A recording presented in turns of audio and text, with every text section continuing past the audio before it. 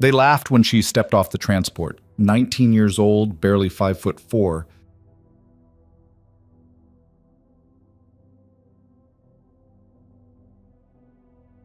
carrying a rifle case that looked too heavy for her frame.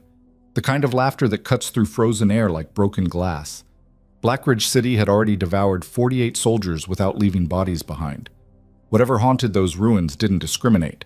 And yet here she was, no rank insignia, no unit patch, just a slim case and eyes that didn't flinch when the wind screamed. Then the radio crackled. "Ghost 13 is online." One shot split the silence. The laughter died. Because in the next 3 hours, these men would learn what the enemy already knew. The girl they mocked wasn't prey. She was the reckoning they'd been waiting for. Before we begin, if you're watching this, drop a comment with your city below. I want to see how far this story travels. And if you're here for the full ride, hit that like button and stick around until the end. Trust me, you won't see this coming. The snow didn't fall in Blackridge, it attacked.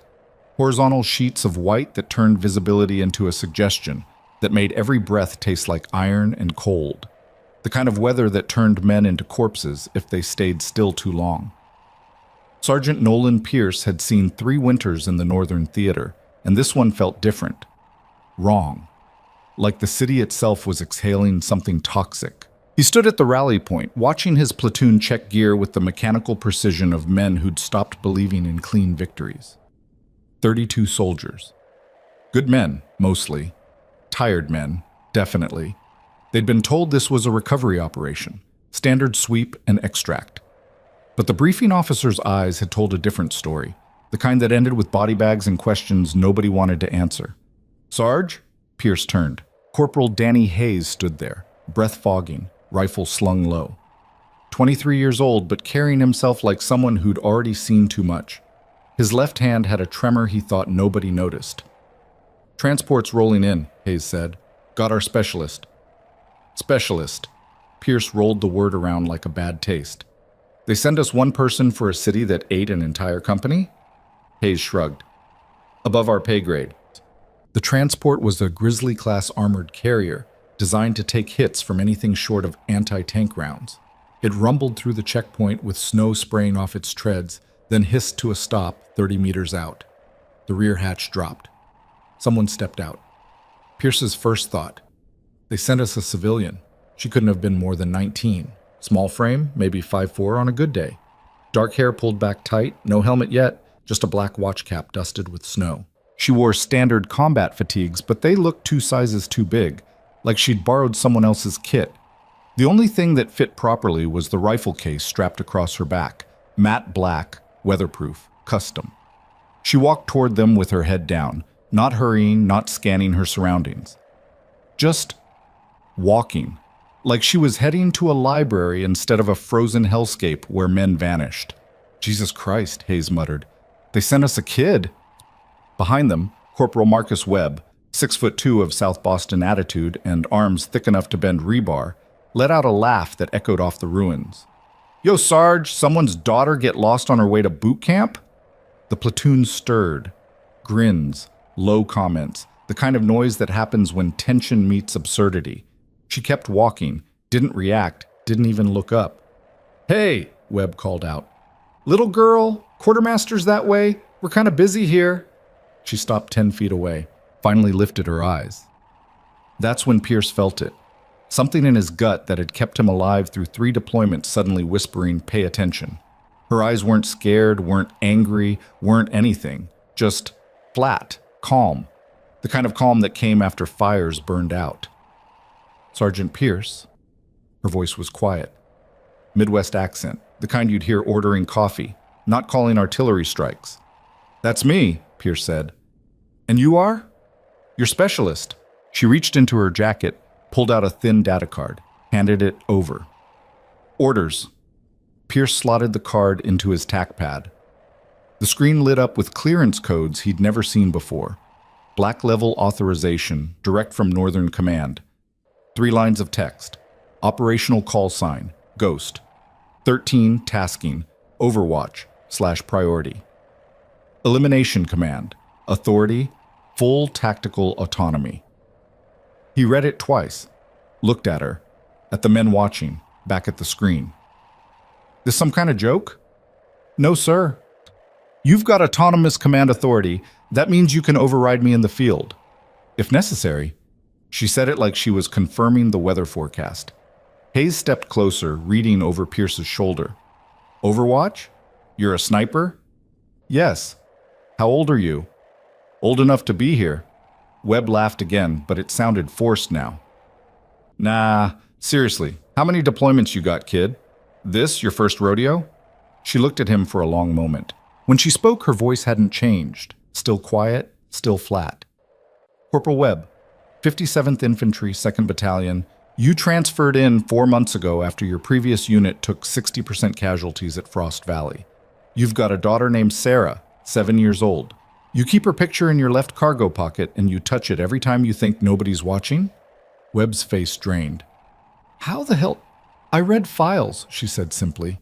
It's my job to know who I'm working with. Silence dropped like a hammer. Pierce felt the shift, the platoon going from amused to uncertain. You got a name? He asked. Or do we just call you Ghost? Ash. She unslung the rifle case, set it down carefully in the snow. Ash Keller. Keller. Hayes was scrolling through something on his pad now, frowning. I'm not finding you in any database. You won't. She knelt, started unlocking the case with movements that looked rehearsed, muscle memory. Most of my record is redacted. Convenient, Webb muttered. The case opened. Inside, nestled in custom foam, a rifle that made Pierce's eyebrows rise. It was a Remington MSR, but modified beyond factory specs.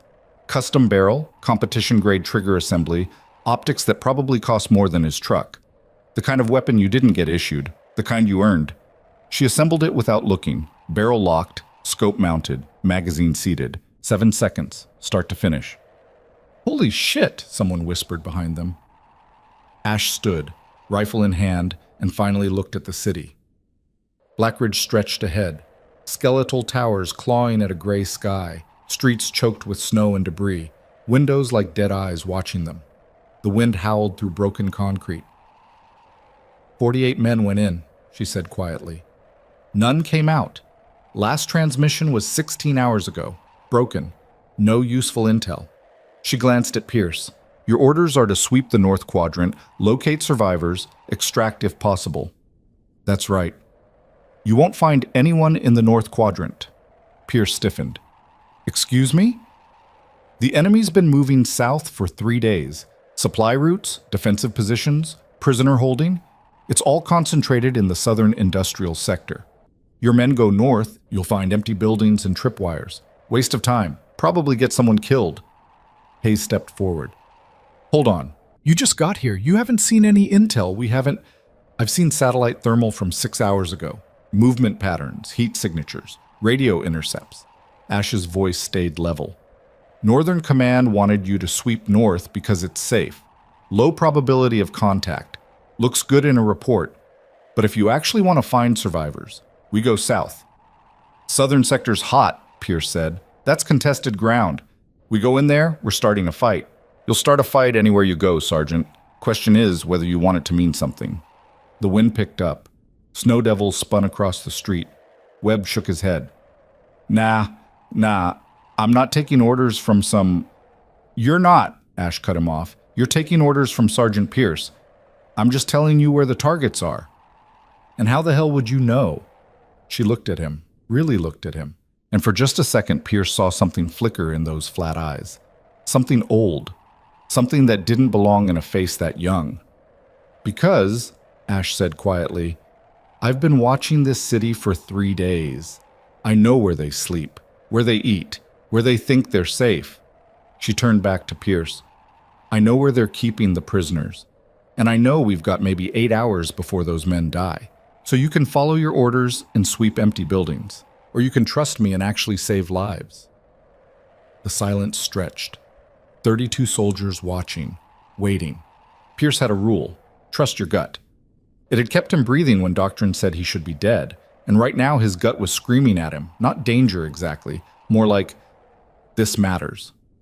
Pay attention. He looked at the data card's clearance codes again. Black level.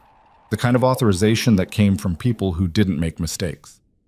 All right, he said. We go south, but you stay with me. I want eyes on you at all times. Ash's expression didn't change. You won't have eyes on me, Sergeant.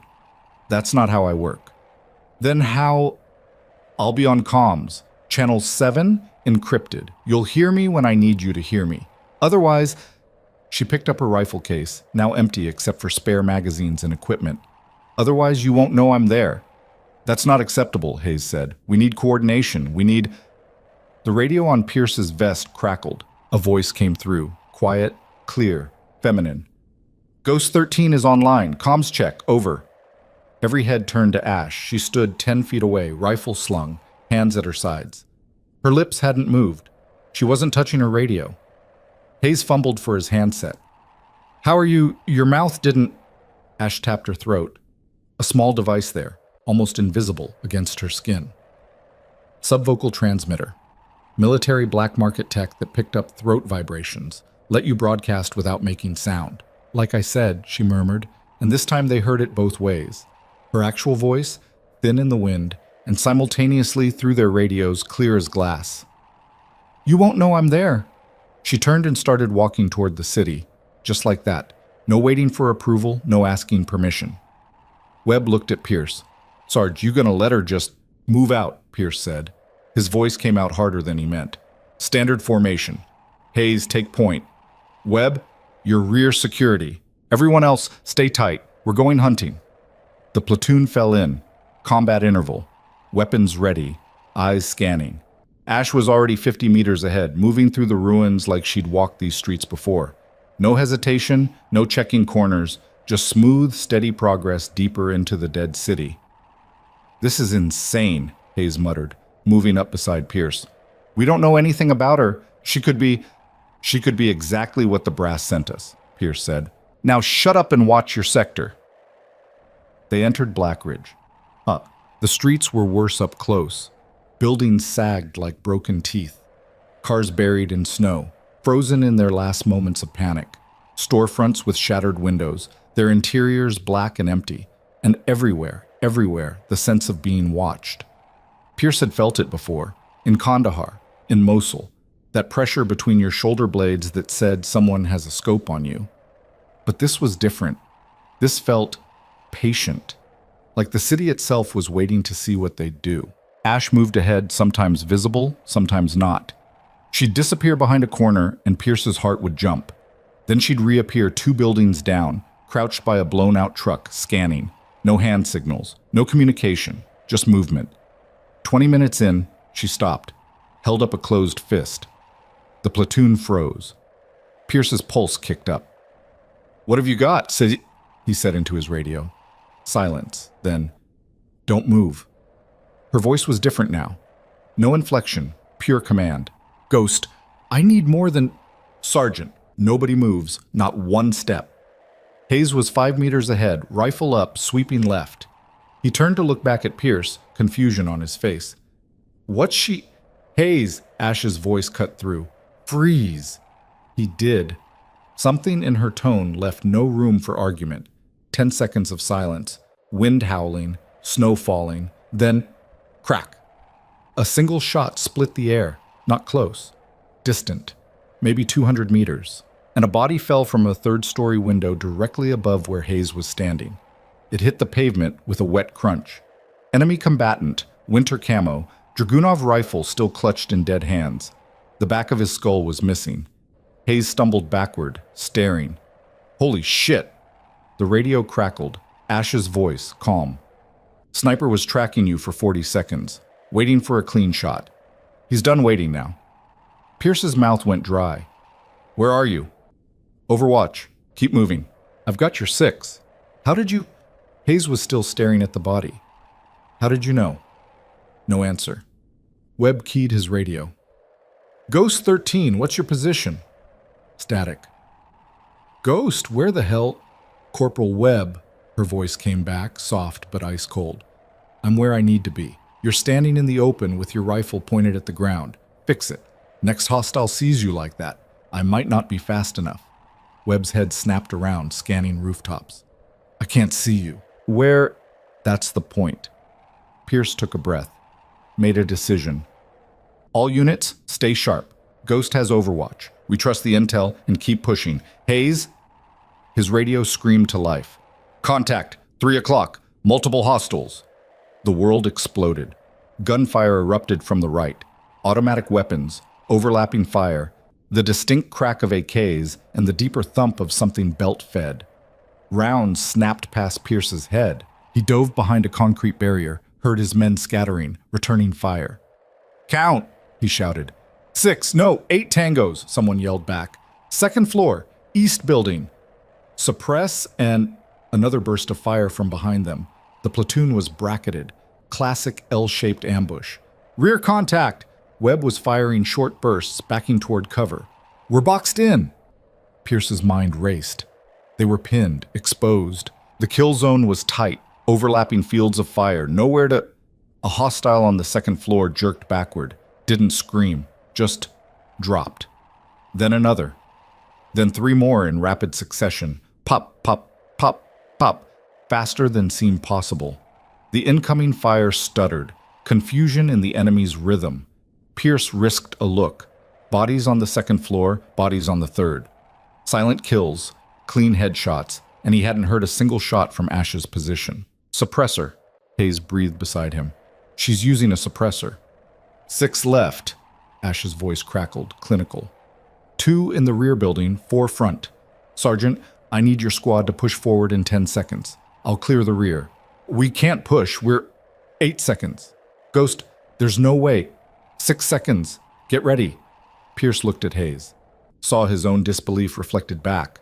But that black level authorization, those clearance codes. Fix bayonets, Pierce roared. On my mark, we push that building. His men stared at him like he'd lost his mind. 4 seconds. Ready? 2 shots from behind. Not suppressed this time. Loud. Definitive.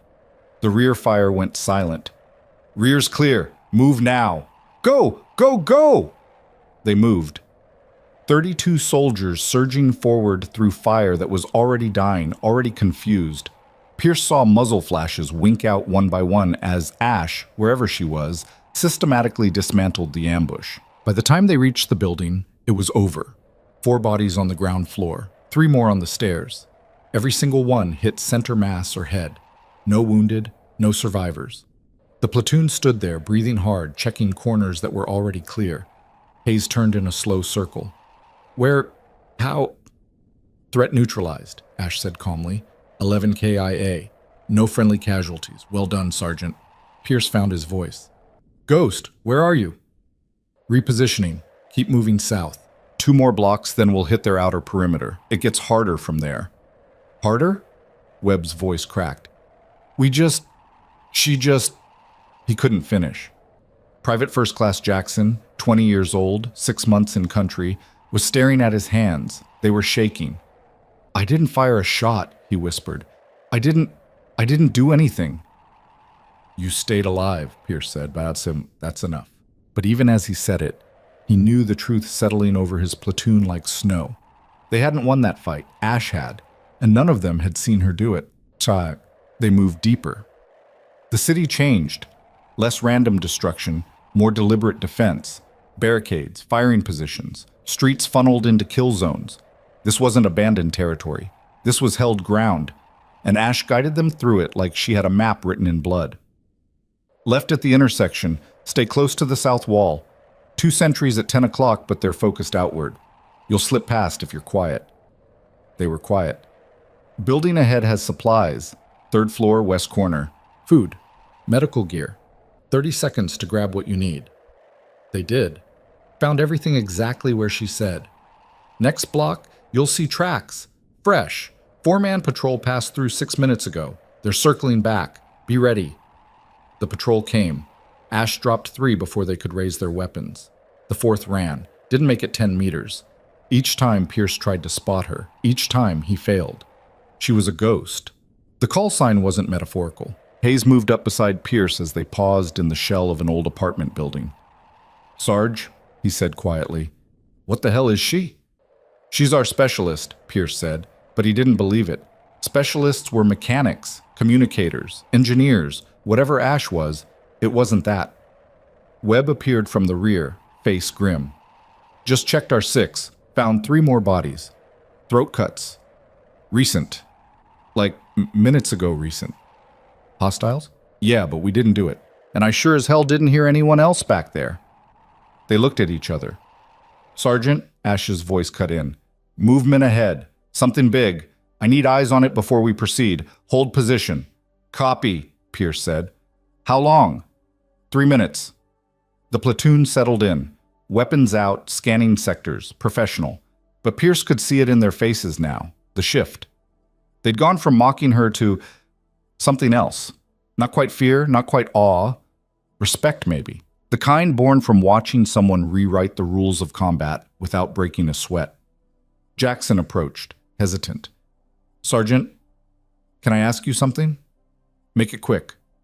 That specialist, Ghost, where did she come from? Like, what unit trained someone to do? He gestured vaguely at the city, the bodies, the impossible efficiency of the last hour. This? Pierce didn't have an answer, but Hayes did. He was staring at his tac pad, at something he'd pulled up. Found a reference? He said slowly. Buried. Took some digging. Project Wraith. Northern Command Black Site. Experimental sniper program started 4 years ago. Candidates recruited young, trained young, pushed. He trailed off. Pushed what? Pierce asked. Hayes looked up. His eyes were different now. Pushed until they broke, or until they became something else. Silence. Then Ash's voice. Clear. Move up. Final approach starts now. From here, it's hot. Stay tight, stay smart, and do exactly what I tell you. Understood? Understood, Pierce said. They moved. And as they pushed deeper into Blackridge's frozen heart, as the buildings grew taller and the shadows darker, Pierce realized something that made his blood cold. Ash wasn't guiding them into the city. She was guiding them into a kill zone, and whatever waited at the center, she'd been planning to face it all along. The industrial sector rose ahead like a steel graveyard. Factories with broken smokestacks, warehouses with caved-in roofs, rail yards choked with snow and rust, and at the center, barely visible through the storm, a water treatment plant. Massive, brutalist architecture, the kind of building that could hold hundreds, or hide them. There, Ash said. Main structure, basement level. That's where they're keeping prisoners. Thermal shows 60-plus signatures, some stationary, some mobile. Guards rotating every 2 hours. 60 prisoners? Pierce felt hope flicker for the first time. You're sure? I'm sure. But Sergeant, there's a problem. Talk to me. Defenses are layered. 3 machine gun nests covering the approach. Sniper teams on the rooftops. Probably claymores on the access points. And the guards inside are on high alert. They know someone's coming. Webb keyed his radio. How would they know? We've been quiet. Because they're not stupid. 11 of their men went silent in the last hour. No check-ins, no radio traffic. They know something's hunting them. They just don't know what. Hayes, so what's the play? Silence. Longer than before. Then, I go in first, draw their attention, make them commit their assets.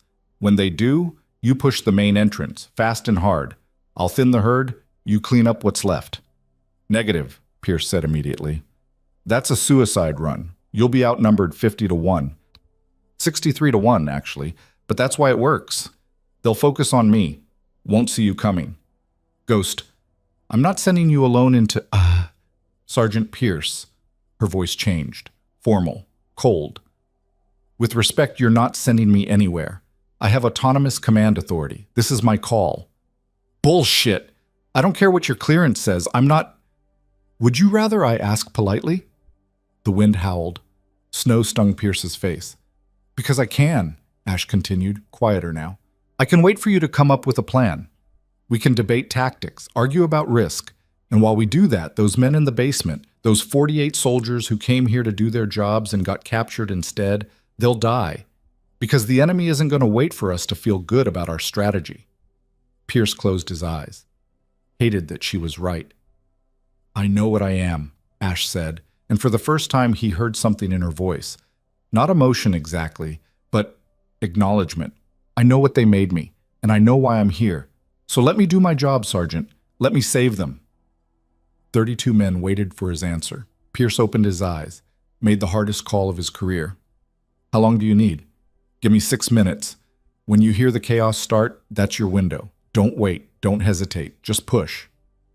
And if something goes wrong? A pause. Then so quiet he almost missed it. It won't. She clicked off, and somewhere in the storm, invisible and alone, Ash Keller began her approach. 5 minutes passed like hours.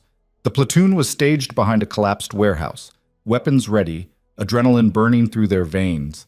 Pierce checked his watch every 10 seconds, felt time stretch. "Sarge," Hayes whispered, "what if she—" Gunfire erupted. Not the staccato burst of a firefight, a single shot, then another, then screaming, high-pitched, panicked, cut off mid-breath. "Contact! Contact! Sniper on the East Ridge!" The voice came through on enemy frequencies. They were listening to the enemy panic. "Where is she?" "I can't see." Another shot. Silence. "Second floor! She's on the— No! Third floor! Suppressing fire!" Machine guns opened up. Hundreds of rounds pouring into buildings, into shadows, into nothing. And through it all, Ash's voice on their private channel, calm as death. "Machine gun Nest 1 is down. Repositioning." The enemy radio. "We need backup. Repeat. We need—" Crack. Static.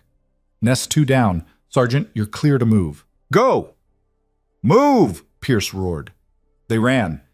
32 soldiers sprinting across open ground while above them, unseen, a 19-year-old girl orchestrated chaos, drawing fire, killing with surgical precision, turning an entire defensive network inside out. They hit the main entrance. Webb kicked the door. They poured in. Clear the corners. Watch the fatal funnel. Move fast. Shoot faster. Bodies in the hallway. Recent kills. Ash had been here first. "Basement!" Pierce shouted. "Go, go, go!" Stairs descent into darkness, lights flickering, and then voices. "Hear that? Someone's coming. Hold your positions. Don't let them—" Pierce's squad burst through the door. 3 hostiles turned, weapons rising. Hayes dropped 2. Webb got the 3rd. And beyond them, chained to pipes and walls and anything sturdy enough to hold a man. Survivors. 48 soldiers in varying states of injury, thin, beaten, but alive. "Friendly," Pierce shouted. "U.S. Army! We're here to get you out!" Chaos. Beautiful chaos. His men cutting chains, distributing weapons, getting wounded to their feet. Above them, the gunfire continued. But it was different now, scattered, confused. The enemy was broken. Pierce's radio crackled. "Sergeant, basement secure?" "Affirmative. We've got all 48. Casualties are—" "Good. Get them out. I'll hold the exit." "Ghost, what's your status?" "Shoulder hit, not serious. Keep moving." "You're hit?" "I said not serious. Focus on the exfil, Sergeant. That's your job. This—" A pause. In the background, Pierce heard a single shot. Then another. "This is mine." The line went quiet. And for the next 10 minutes, while they loaded survivors and prepared to move, they heard it. A one-sided battle in the floors above. Ash Keller versus an enemy that had already lost but didn't know it yet. By the time they reached the surface, the shooting had stopped. The courtyard was silent. Snow falling. Bodies everywhere. Guards, snipers, anyone who'd stood between her and victory. And there, sitting on the steps of the water treatment plant, rifle across her lap, was Ash. Blood stained her left shoulder. Her face was pale. But her eyes were as calm as when she'd stepped off that transport. Pierce approached slowly. "Ghost?" She looked up. "Sergeant, you're bleeding." "Yeah, that's more than a scratch." She glanced at her shoulder like she'd forgotten it was there. "Bullet went through. Clean exit. I'll be fine." "You should have called for support." "You had your job. I had mine." She stood, wincing slightly. "Mission complete?" Pierce wanted to yell at her, wanted to dress her down for taking insane risks, for operating alone, for nearly getting killed. But then he looked at the survivors. 48 men who'd been hours from execution. 48 lives saved because a 19-year-old girl had walked into hell without blinking. Yeah, he said quietly. Mission complete. Behind them, Webb approached, stopped a few feet away, stared at Ash for a long moment. Then slowly, he nodded. Just that. A nod. And Ash nodded back. They made it back to the rally point as night fell. Medics swarmed the survivors. Brass showed up, asking questions, taking statements. The platoon gave their reports with the shell-shocked precision of men still processing what they'd witnessed. Pierce found Ash sitting alone by a supply truck, her shoulder bandaged, rifle case at her feet. She was staring at nothing, face blank. He sat down beside her, didn't speak for a while. Finally, "How long have you been doing this?" 4 years. Since you were 15, 14 actually. They recruited me younger. She said it matter-of-factly. No self-pity, no pride. Just statement of fact. Jesus. Pierce rubbed his face. What did they do to you? They made me useful. She looked at him. You saw what I can do, Sergeant. You saw how many lives it saves. That's the point. That's always been the point. At what cost? Ash smiled. It didn't reach her eyes. You don't want that answer. They sat in silence. Around them, the sounds of evacuation. Engines, radio chatter, men going home. Your squad doesn't trust me, Ash said suddenly. Can you blame them? No. She stood, picked up her rifle case. But they should know something. What? I heard what Webb said. About me. About sending a kid. She paused. He was right to be angry. This shouldn't be my life, but it is, and I'm good at it. Better than anyone has a right to be. She looked at the city, still smoldering in the distance. So you tell your men, the girl they laughed at? She's the reason they're alive. And next time they see someone small or young or quiet, maybe they'll remember that. She walked away. Pierce watched her go, wanted to call her back, wanted to say something that would make a difference. But what could you say to someone who'd been turned into a weapon before they'd had a chance to be a person? Hayes appeared beside him. She okay? I don't think she knows what okay means anymore. They stood there watching as Ash climbed into a transport, alone. No unit to return to. No squad to celebrate with. Just a call sign and a mission and the long, cold silence of being the best at something nobody should have to do. The transport pulled away, and as it disappeared into the storm, Sergeant Nolan Pierce made himself a promise. If they ever worked together again, he'd do it differently. He'd see her, not as a weapon, not as a tool, as what she should have been from the start. A soldier who deserved better. The snow kept falling, and somewhere in the darkness, Ghost 13 was already gone. The debriefing room smelled like burnt coffee and old sweat. Northern Command had flown in a full bird colonel. Hendricks, silver hair, 3 rows of ribbons, and eyes that had seen too many after-action reports go sideways. He sat across from Pierce with a tablet and an expression that lived somewhere between impressed and deeply concerned. So let me get this straight, Hendricks said, scrolling through something. You deviated from your assigned route, engaged numerically superior forces in contested territory, and extracted 48 POWs, all based on intelligence from a single specialist you'd met 30 minutes prior. Pierce kept his face neutral. That's correct, sir. And this specialist, Ghost 13, she provided overwatch from an unknown position, eliminated approximately 63 enemy combatants, and did so with minimal friendly support. Yes, sir. Hendricks set down the tablet. Sergeant, do you have any idea how many regulations you violated? Several, sir. Try 17 separate protocols, any one of which could end your career. The colonel leaned back. Except you also just pulled off the most successful rescue operation in this theater in 2 years. So here's my problem. I don't know whether to court-martial you or pin a medal on your chest. With respect, sir, the person who deserves the medal isn't in this room. Ghost 13. Hendricks said the call sign like it tasted strange. You know what bothers me most about her file? The parts that are missing. Entire sections redacted. Training history, recruitment details, psychological evaluations. All black. Just her operational record. And that record, he paused. 96 confirmed kills in 16 months. 0 friendly casualties. 0 mission failures. She's 19 years old, Pierce. 19. I'm aware, sir. Are you? Because I've been doing this for 23 years and I've never seen numbers like that. Not from SEALs, not from Delta, not from anyone.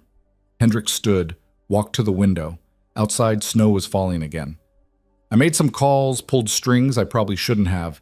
Found a reference to Project Wraith. You heard of it? Only rumors, sir. Yeah, well, the rumors don't do it justice. The colonel turned back. They started it 4 years ago. Experimental program. The idea was to train snipers young, before bad habits formed, before fear became instinct. They recruited kids, smart kids, quiet kids, the kind nobody noticed, and they pushed them until something broke or something clicked. Pierce felt his stomach turn. How young? Youngest recruit was 12, oldest was 15. Hendricks said it flat. No emotion, just facts. Out of 47 candidates, 33 washed out in the first year. 8 more failed psychological screening. 3 had breakdowns, 2 are still institutionalized. That left 1. Ash. Ghost 13, Hendricks corrected. They don't use real names in the program, just call signs. Easier to forget they're human that way. He sat back down. She didn't just survive the training, Pierce. She excelled, set records, became exactly what they wanted, a perfect weapon with perfect discipline. And then they deployed her, alone, always alone, because that's how she works best. The room felt smaller suddenly. Sir, Pierce said carefully. With respect, what the hell are we doing to these kids? We're winning wars, Sergeant, or trying to. Hendricks rubbed his face, looked older. But yeah, I ask myself the same question, usually around 3 in the morning when I can't sleep. Silence settled. Outside, engines roared, another transport leaving. She saved 48 lives yesterday, Pierce said. Whatever they did to her, whatever she's become, she used it for something good. This time, Hendricks said quietly. But what happens when the war ends? What happens when we don't need Ghost 13 anymore? He stood again. People like her don't retire, Sergeant. They don't go home and get normal jobs. They're trained for one thing, built for one thing, and when that thing goes away, he trailed off. Pierce didn't need him to finish. Anyway, Hendricks picked up his tablet. You're clear, no court-martial, and your platoon's getting commendations. As for Ghost 13, she's already gone. New assignment, classified. Probably won't see her again. Something about that sat wrong in Pierce's chest. Sir, is there any way to... No. Hendricks cut him off. And trust me, you don't want to go looking. The people who run Project Wraith don't like questions. They don't like attention. You poke that hornet's nest, it'll sting. Understand? Yes, sir. Good. The colonel headed for the door, paused. For what it's worth, I think you did the right thing. Trusting her, following your gut. That took balls. But Pierce, if you ever cross paths with her again, remember what she is, not who, what, because the difference might save your life. He left. Pierce sat alone in the debriefing room, staring at his hands. They weren't shaking, not anymore, but he could still feel it, that moment when Ash had walked into the ruins alone. That certainty in her voice. I know what I am. Yeah, he thought, but do you know what you could have been? The door opened again. Hayes stuck his head in. Sarge, we're wheels up in 20. You good? Yeah. Pierce stood. I'm good. But he wasn't. And as he followed Hayes out into the snow, he couldn't shake the image. A 19-year-old girl climbing into a transport alone, heading to another mission, another city, another batch of men who'd underestimate her. Until she saved them. Or until she didn't. 3 months later, Firebase Sentinel sat on a ridge overlooking the Kharkov Valley like a scab that wouldn't heal. Pierce had been reassigned. New platoon, new sector, same war grinding on. The Firebase was a collection of prefab structures, sandbag walls, and paranoia. They'd lost 2 patrols in as many weeks, ambushed, wiped out, bodies left as messages. The enemy here was different, organized, professional. They hit fast, vanished faster, and knew the terrain better than the maps. Pierce stood in the command bunker listening to Captain Vickers, 40 years old, infantry lifer, voice like gravel, lay out the situation. Patterns clear, Vickers said, pointing at a tactical map. They're testing our perimeter, probing for weak spots. 3 days ago, they hit our water convoy. Yesterday, mortar fire on the east wall. They're building to something big. Invasion, someone asked. Maybe. Or they're trying to draw us out. Vickers circled an area on the map. Intel suggests they've got a command post here. Valley floor, abandoned factory complex. If we could take it out, cut the head off the snake. That's a kill box, Hayes said. He'd transferred with Pierce along with Webb and a handful of others. Open ground, elevated positions on 3 sides. We go down there, we're target practice. That's why we're not going. Vickers tapped the map. Not yet. Northern Command is sending support. Specialist. Should be here within the hour. Pierce's gut tightened. What kind of specialist? The kind with black-level clearance and a reputation. Vickers looked at him. You ever work with a ghost operative before, Sergeant? The room went quiet. Once, Pierce said. Black Ridge City. Then you know what to expect? Vickers didn't sound happy about it. Orders say full cooperation. She runs tactical. We provide support. Mission objective. Eliminate enemy command structure, disrupt operations, and make it hurt. Webb leaned over to Pierce, whispered, You think it's her? No way, Pierce said, but his pulse kicked up. There's probably dozens of ghost operatives. Could be anyone. Right, anyone. The briefing ended. They had 45 minutes to prep gear and wait. Pierce spent it checking his rifle for the 3rd time, trying to ignore the knot in his stomach. It wouldn't be her. Couldn't be. The brass wouldn't send the same specialist twice. That wasn't how these things worked. But his gut, the same gut that had kept him alive through 4 deployments, wouldn't shut up. 30 minutes later, the radio crackled. Inbound transport, 2 mics out. The platoon gathered near the landing pad. 15 men this time. Smaller unit, tighter group. They'd been through the grinder together, trusted each other. The transport touched down. Ramp dropped. And she stepped out. Smaller than Pierce remembered. Or maybe he'd just convinced himself she was bigger. Same dark hair, same watch cap, same rifle case. She moved through the rotor wash like it wasn't there, face unreadable. When she looked up and saw Pierce, something flickered in her eyes. Recognition. Maybe relief. Hard to tell. She walked over, stopped 3 feet away. Sergeant Pierce. Ghost 13. Ash, she corrected quietly. You can use my name. Behind them, Webb muttered, Holy shit, it really is her. Ash glanced past Pierce, took in the platoon. Her expression didn't change, but he saw her shoulders tighten slightly. She recognized them too. The men from Black Ridge, the men who'd laughed at her. Captain Vickers briefed you? She asked Pierce. Yeah, factory complex, command post. We're support. Right. She shifted the rifle case. We should talk strategy. Terrain here is different from Black Ridge. More open, harder to control. Harder for you, you mean? Harder for everyone. She started walking toward the command bunker. Come on, we've got work to do. The planning session lasted 2 hours.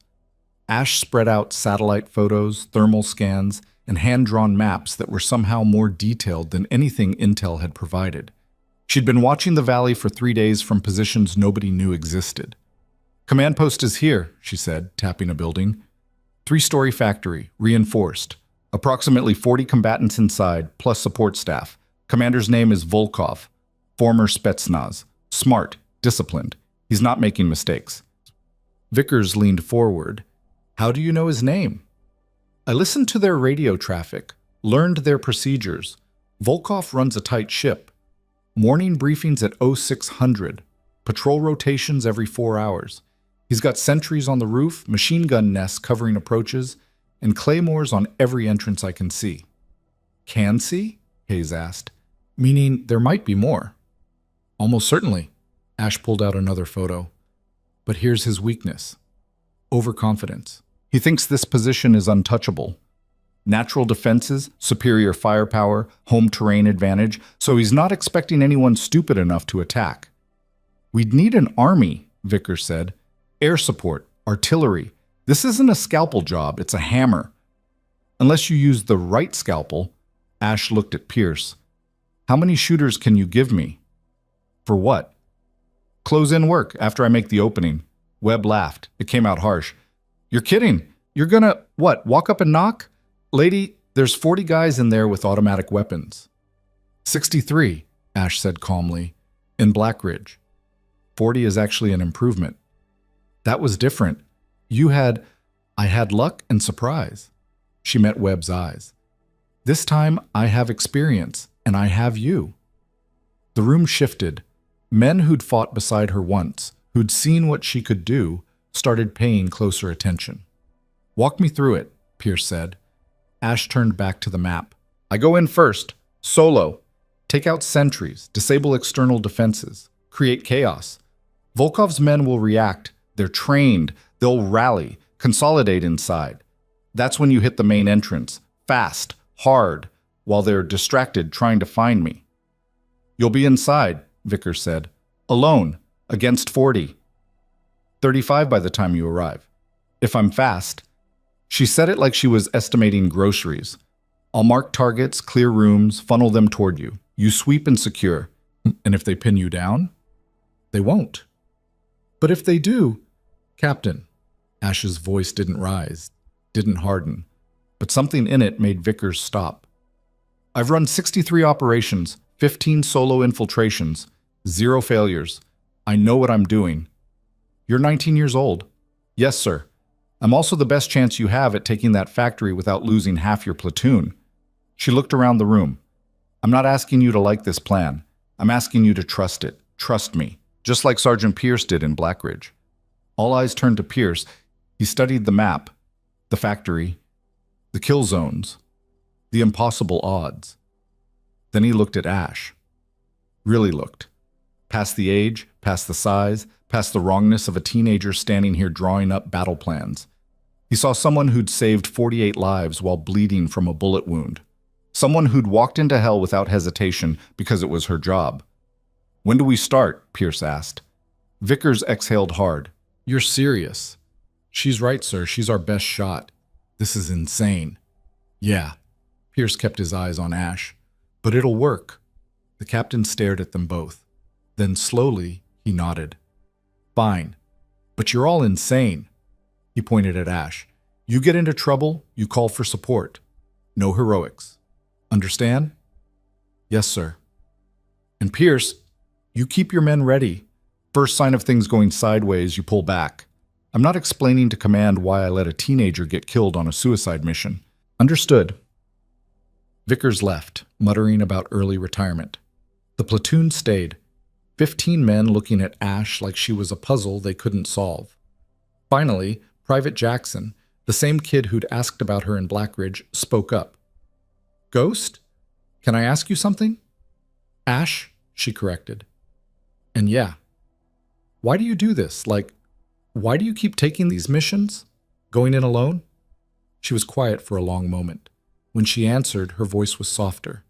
Because I'm good at it. Because people live when I do. And because... She trailed off, started again. Because someone has to. But it doesn't have to be you.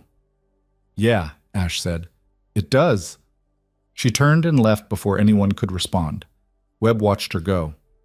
She's going to get herself killed one of these days. Maybe, Pierce said, but not today. They moved out at 0300 under cover of darkness and fresh snow. Ash went first, always first. She disappeared into the valley like smoke. No sound, no trace.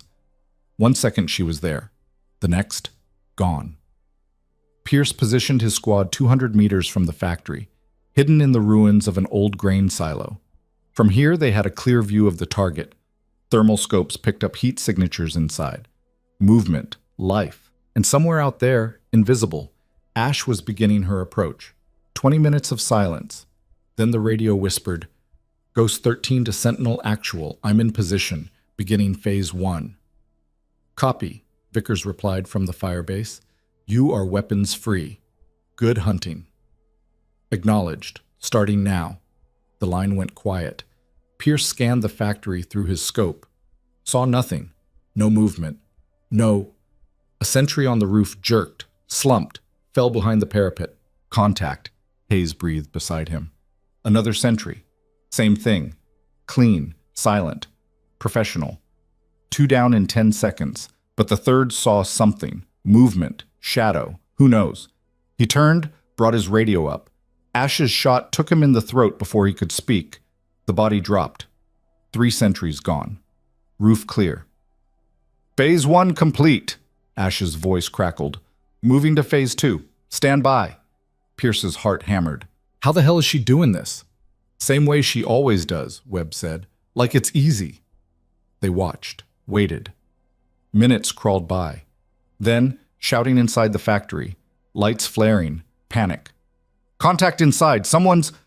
Gunfire erupted. Not outside, inside. Muzzle flashes visible through windows, yelling, chaos. She's in the building, Hayes said. She's actually inside. More gunfire. A window shattered. Body fell through it, hit the ground 3 stories down. The radio crackled with enemy traffic. Panicked Russian. Intruder. 2nd floor. No. 3rd floor. Where is she? All units, converge on... The transmission cut off. Pierce knew that silence. He'd heard it before.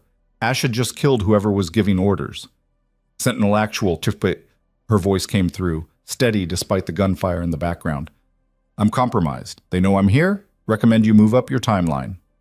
How many left? Vickers asked. 22, maybe 20. They're consolidating on the 1st floor. I'm pinned on the 3rd. Can't break through without... A burst of automatic fire drowned her out. When she came back, her breathing was faster. Without taking casualties. Ghost, fall back. We'll artillery the building. Negative. There are files here. Intelligence, troop movements, supply routes. If you level this place, you lose it all. Pause. More gunfire. I can hold them. But I need that support. Now. Vickers. Pierce, you're cleared hot. Move in! Move! Pierce roared. They ran. 15 men sprinting across open ground. No cover. Completely exposed. Every instinct screaming, this is wrong, this is suicide. But they ran anyway. Because somewhere in that factory, a 19-year-old girl was holding back an army. They hit the entrance, breached the door, poured inside. The ground floor was a slaughterhouse. Bodies everywhere, defensive positions shattered, blood on the walls. And above them, from the upper floors, constant gunfire.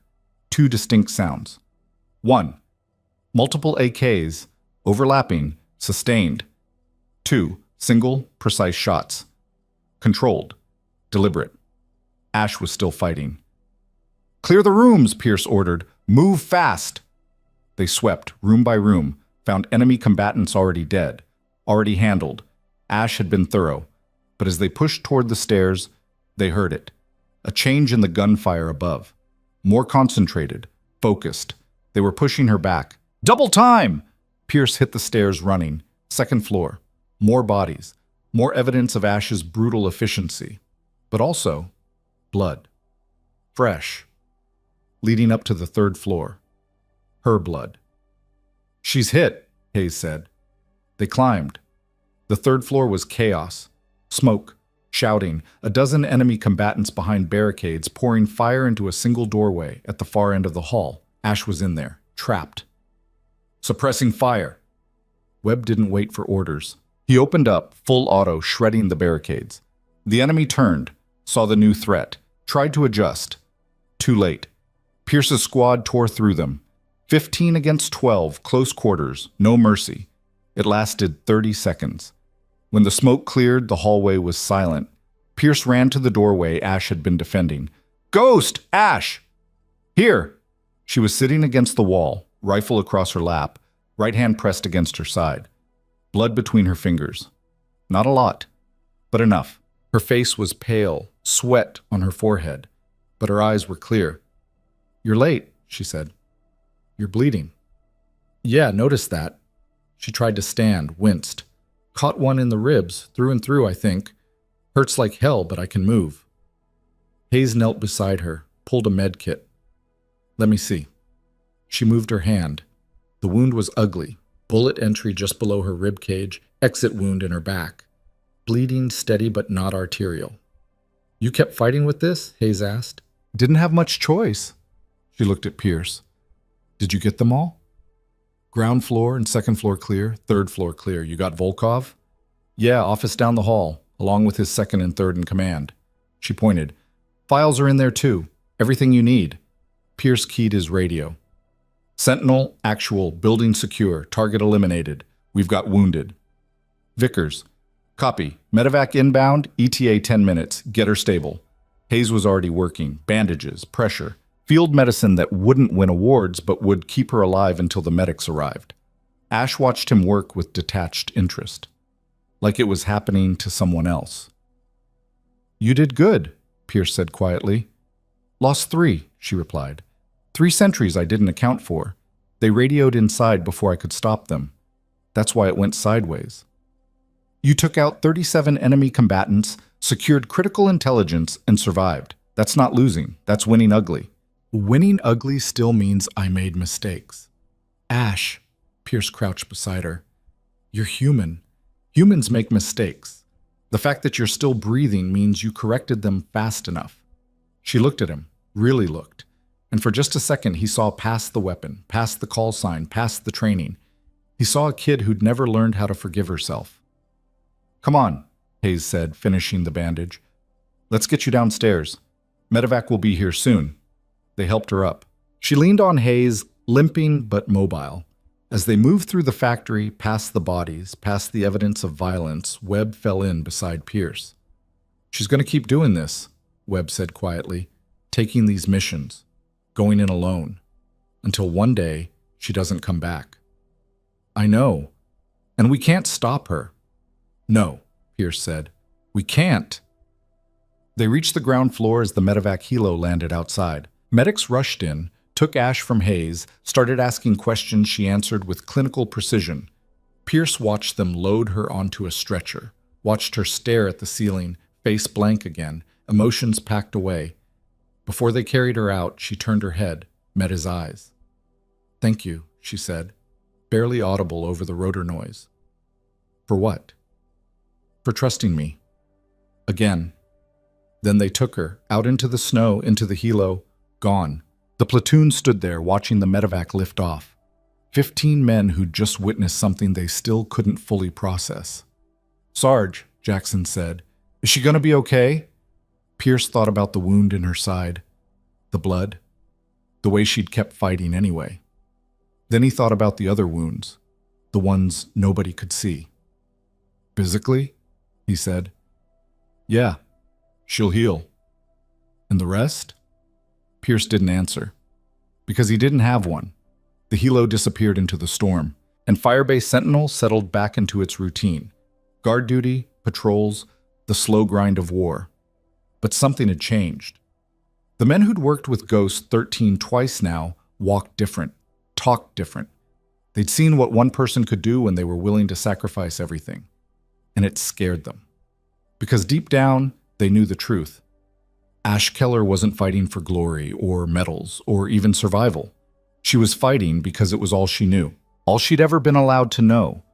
And somewhere in the chain of command, in bunkers and offices far from the front lines, people in suits were already planning her next mission, the next impossible task, the next time she'd walk into hell alone. Because that's what weapons did. They got used until they broke. 6 weeks later, Pierce got the call he'd been dreading. It came through at 0200. Encrypted channel, priority alpha. The voice on the other end belonged to someone he'd never met, clipped, professional, the kind of tone that came from people who gave orders they never had to follow. Sergeant Pierce, you're being reassigned, effective immediately. He sat up in his bunk, still half asleep. Reassigned where? Classified. You'll be briefed en route. Transport leaves in 90 minutes. Bring your combat load and nothing else. What's the mission? Extraction. High-value target. Northern Command wants personnel with prior Ghost 13 experience. Pierce's blood went cold. Is she in trouble? A pause. That's complicated. Briefing in 90 minutes, Sergeant. The line went dead. He dressed in the dark, hands moving on autopilot. 90 minutes later, he was on a Black Hawk heading north, deeper into contested territory than he'd ever been. Hayes and Webb sat across from him. They'd gotten the same call. Same lack of information, same tight feeling in their guts. The briefing officer was a major named Cross, thin, wiry, eyes that didn't blink enough. He spread photos across the tactical table as the helo cut through pre-dawn darkness. 48 hours ago, Cross said, Ghost 13 was tasked with eliminating a high-value target. Commander Alexei Revin, former Russian intelligence, current operational leader for the Kharkov insurgency. Brilliant tactician, responsible for at least 200 coalition deaths. He tapped a photo. Middle-aged man, hard eyes, military bearing. Ghost 13 tracked him to a compound here. Another photo. Walled structure, guard towers, remote location. She went in solo, standard protocol. Mission was simple. One shot, exfil clean. Was? Pierce asked. Cross's jaw tightened. 17 hours ago, we lost contact. Her last transmission was irregular. She reported the target eliminated but didn't extract, stayed on site. When command ordered her to pull out, she refused. Refused? Webb leaned forward. Ghost doesn't refuse orders. She did this time. Cross pulled up another image. Thermal satellite shows her still in the compound, not moving, not responding to comms. Just there. Hayes. Could she be compromised, captured? No, we'd have heard demands by now, and the thermal shows her heat signature alone, mobile but stationary, like she's... Cross hesitated. Like she's guarding something. Pierce studied the photos. Something felt wrong. What aren't you telling us? Cross met his eyes.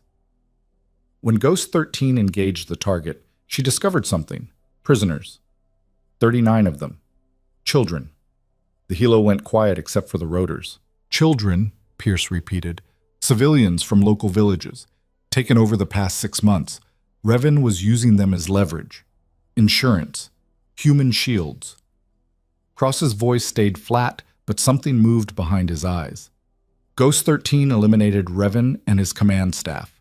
But she won't leave. Not without the kids. And command can't authorize a full extraction team. It would take resources we don't have, time we can't spare. The strategic value doesn't justify strategic value. Pierce's voice came out hard. You're talking about children. I'm talking about reality, Sergeant. We're fighting a war with limited assets. 39 civilians versus operational security, resource allocation, risk assessment. The math doesn't work. So command ordered her to leave them. Yes. And she said no. In more colorful language, but yes. Cross pulled up a transcript. Her exact words were, I'm not leaving until these kids are safe. Send extraction or don't. I'm not moving. Webb whistled low. She just told command to go to hell. Essentially. Cross looked at Pierce. That's where you come in. You've worked with her. She trusts you. We need you to talk her down. Get her to leave before this turns into an international incident. And the kids? Will be handled through proper diplomatic channels. Eventually. Eventually, Hayes said. Meaning never. Cross didn't disagree.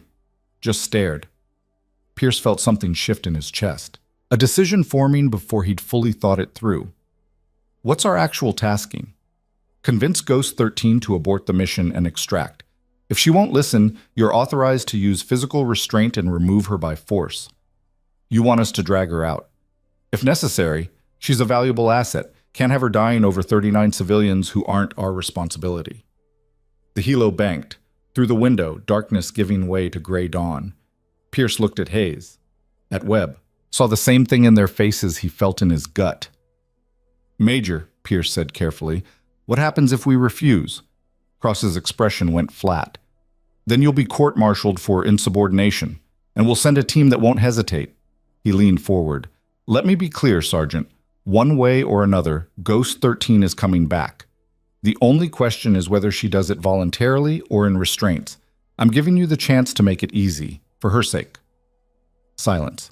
Then Webb. That's not much of a choice. No, Cross agreed. It's not. But it's the only one you've got. They landed 2 clicks from the compound as the sun broke the horizon. The approach was careful, tactical, the kind of movement that kept you alive in enemy territory. But as they got closer, Pierce started noticing things that made his skin crawl. Bodies. Not old. Fresh. Maybe 12 hours. Enemy combatants in defensive positions, all dead. Headshots, throat cuts, precision kills. She's been busy, Hayes muttered. They found more as they closed in. Sentries, patrols. An entire quick reaction force that had been staged half a click out. 8 men, all dead, arranged like they'd been hit mid-stride. Ash had been holding this position alone for 17 hours, against what looked like at least 40 reinforcements, and she was still holding it. The compound walls came into view, concrete, 3 meters high. Guard towers empty now, bodies slumped in them. The main gate hung open, Pierce's radio crackled. Not command frequency, something else. A familiar voice, quiet and tired. "Sergeant Pierce, I know you're out there. Come in slow. I've got the perimeter rigged." He keyed his mic. "Ash, we need to talk." "Yeah, I figured they'd send you." A pause. "I'm in the main building, 2nd floor. Come alone. Your men stay outside." "Not happening. We stay together." "Pierce." Her voice changed, harder. "I've got 39 terrified kids in here. Last thing they need is armed soldiers rushing in. You come alone, or you don't come at all." Hayes looked at him. "It's a trap." "No," Pierce said. "It's not." He started forward. "Sarge, stay here. Cover the exits. If this goes sideways..." He didn't finish, didn't need to. He walked through the gate. The compound courtyard was a killing ground. More bodies, more evidence of Ash's handiwork, but also hastily dug graves, fresh dirt. Someone had buried the children who didn't make it. She'd buried them, alone, while holding off an army. Pierce felt something crack in his chest. He entered the main building, climbed stairs, found her on the 2nd floor, sitting against a wall in a makeshift classroom. Kids scattered around, sleeping, crying quietly, watching him with hollow eyes, ages ranging from maybe 6 to 15. And in the center of it all, Ash. She looked like hell. Blood on her fatigues, not all hers, dark circles under her eyes, rifle across her lap, finger off the trigger but ready. She'd been awake for at least 48 hours straight. "Hey," she said quietly. "Hey yourself." Pierce sat down across from her, kept his rifle slung, non-threatening. "You look like shit. Feel worse." She glanced at the kids. They've been through it. Malnutrition, dehydration. Some have been here for months. The little ones don't even remember home anymore.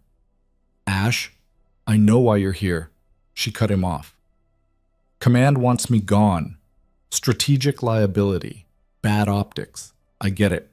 "Then why won't you leave?" She was quiet for a long time. When she spoke, her voice was softer than he'd ever heard it.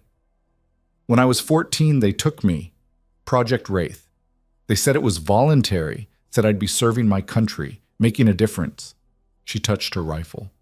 "They didn't say what it would cost, what I'd lose, what I'd become."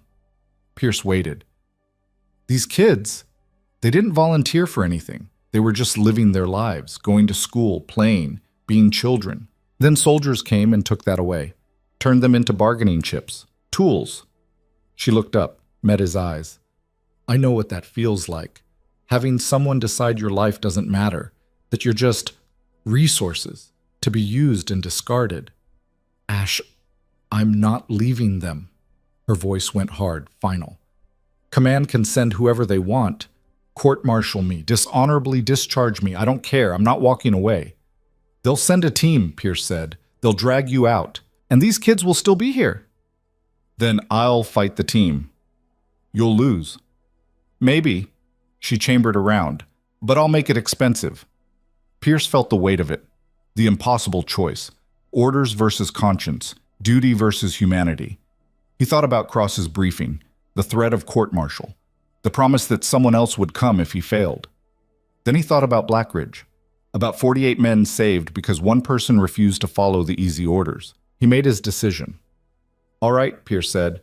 "Then we extract them." Ash's head snapped up. "What?" 39 kids. We get them out. You, me, Hayes, Webb. We load them up and we run."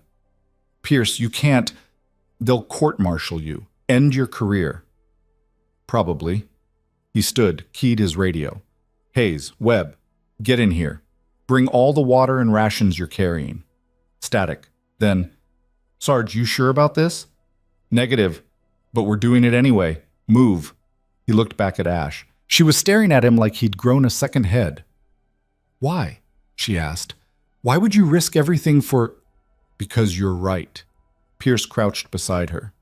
These kids didn't ask for this. Neither did you. And I'm tired of watching good people get used up by a machine that doesn't give a damn about anything except winning. He put a hand on her shoulder. We're getting them out. All of them. Together.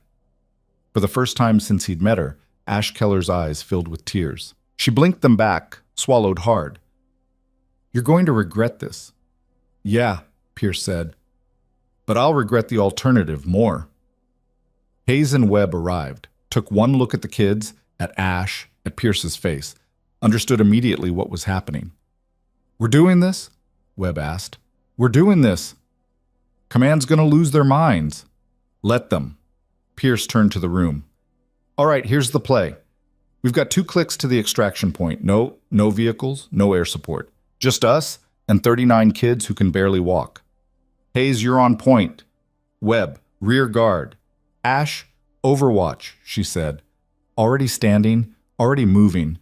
I'll clear the route. Keep them safe. You're wounded. You've been up for 2 days. Yeah, so let's not waste time arguing. She checked her rifle, hands steady despite the exhaustion. I've got enough in the tank for 2 more clicks. After that, she shrugged. After that, we carry you, Hayes said. She smiled, thin, tired. Deal. Bien. Well, they moved out at 0800. 39 children, 4 soldiers, 2 clicks of hostile territory. It should have been impossible. Ash disappeared ahead, scouting. Her voice guided them through her radio. Left at the intersection. Stay low. Enemy patrol passed through 5 minutes ago, circling back in 10. They followed, kids holding hands, staying quiet despite their fear. Pierce brought up the middle, counting heads, watching for stragglers. A little girl, maybe 7, stumbled. He caught her, lifted her onto his back. She weighed nothing, all bones and hunger. You're okay, he murmured. We've got you. She buried her face against his shoulder and didn't make a sound. 15 minutes in, Ash's voice crackled. Contact, 3 tangos, 100 meters north. They haven't seen you yet. Engaging. 3 shots. Suppressed, distant. Clear. Keep moving. They kept moving. 30 minutes. 45. The kids were slowing. Some couldn't walk anymore. Pierce, Hayes, and Webb took turns carrying them, 2 at a time. 3. However many they could manage. And ahead, invisible, Ash kept clearing the path. Checkpoint coming up. 2 guards. Can't get both without alerting the second. Need a distraction. What kind? Pierce asked. Loud. Obvious. Pull their attention south while I flank north. Webb grinned. Pulled a flashbang. I got loud. 30 seconds. On my mark. They waited. Kids huddled behind cover. Pierce's pulse hammering. Mark! Webb threw the flashbang. It detonated. Brilliant light, ear-shattering bang. The guards turned. Raised weapons. 2 shots from the north. Both guards dropped. Clear. Checkpoint's yours. They pushed through. 1 click left. Then Ash's voice changed. Problem. Big one. Talk to me. Quick reaction force. 20 men. Trucks. Heavy weapons. They're mobilizing. Someone called in our position. ETA? 5 minutes. Maybe less. A pause. Pierce, they're between you and extraction. I can slow them down, but I can't stop them. Not all of them. Hayes, we make a stand. Here. Now. Negative, Pierce said. We've got kids. Can't risk them in a firefight. Then what? Ash. Pierce kept his voice level. How many can you take before they reach us? Not enough. Guess anyway. Silence. He could hear her breathing, calculating. 8, maybe 10. If I'm perfect, the rest will break through. Then we hold them at the extraction point, long enough for evac. There is no evac, Pierce. Command didn't authorize. Then we call someone who will. He switched frequencies, keyed the emergency channel. Any Allied forces, this is Sergeant Nolan Pierce, Firebase Sentinel. I've got 39 civilian children. Hot LZ, request immediate extraction. How copy? Static. More static. Then, Pierce, this is Vanguard 6. We copy your traffic. What's your position? He rattled off coordinates. That's contested airspace. We'd need clearance from... There's no time for clearance, Pierce shouted. I've got kids here, babies. If you don't pull us out, they die. All of them. So either you come get us or you live with that. Your call, Vanguard. Silence stretched. Then, E.T., a 12 minutes. Mark your LZ with smoke. And Pierce? This better not be bullshit. It's not. Vanguard 6, you're saving lives today. Pierce out. He looked at his squad, at the kids, at the impossible odds. 12 minutes, he said. We hold for 12 minutes. Hayes, get these kids to the extraction point. Webb, you're with me. We buy time. Against 20? Webb checked his ammo. This is gonna hurt. Yeah. Ash's voice. I'm coming to you. Negative. Stay on overwatch. Pick them off as they approach. Pierce, that's an order, Ghost. You don't give me orders. Today I do. You've been running on empty for 2 days. You miss one shot, you're dead. So stay hidden. Do what you do best and trust us to do our job. Silence. Then quietly. Copy. The QRF came fast. Trucks, mounted weapons, soldiers who knew their business. They'd expected resistance, but not here. Not at this choke point where the terrain funneled them into a natural kill zone. Pierce and Webb opened fire from cover. Short bursts, controlled, making every round count. The enemy scattered, took positions, returned fire with overwhelming volume. Then they started dropping. 1, 2, 5. Ash working from somewhere they couldn't see, picking off officers, machine gunners, anyone trying to coordinate. But there were too many. For every one that fell, 2 more pushed forward. Reloading! Webb ducked behind the wall as rounds chewed concrete above his head. Pierce laid down covering fire. Saw movement. 3 hostiles flanking left. He shifted, dropped 2. The third made it to cover.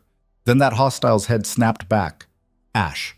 East flank clear. But they're pushing hard on your right. I can't get an angle. Copy. Pierce's words cut off as an RPG streaked past. Too close. Detonated behind them. Shrapnel screamed. He checked himself. No holes. Webb was bleeding from a cut on his forehead, but still firing. How long? Webb yelled. Pierce checked his watch. 8 minutes. We're not going to last 8 minutes.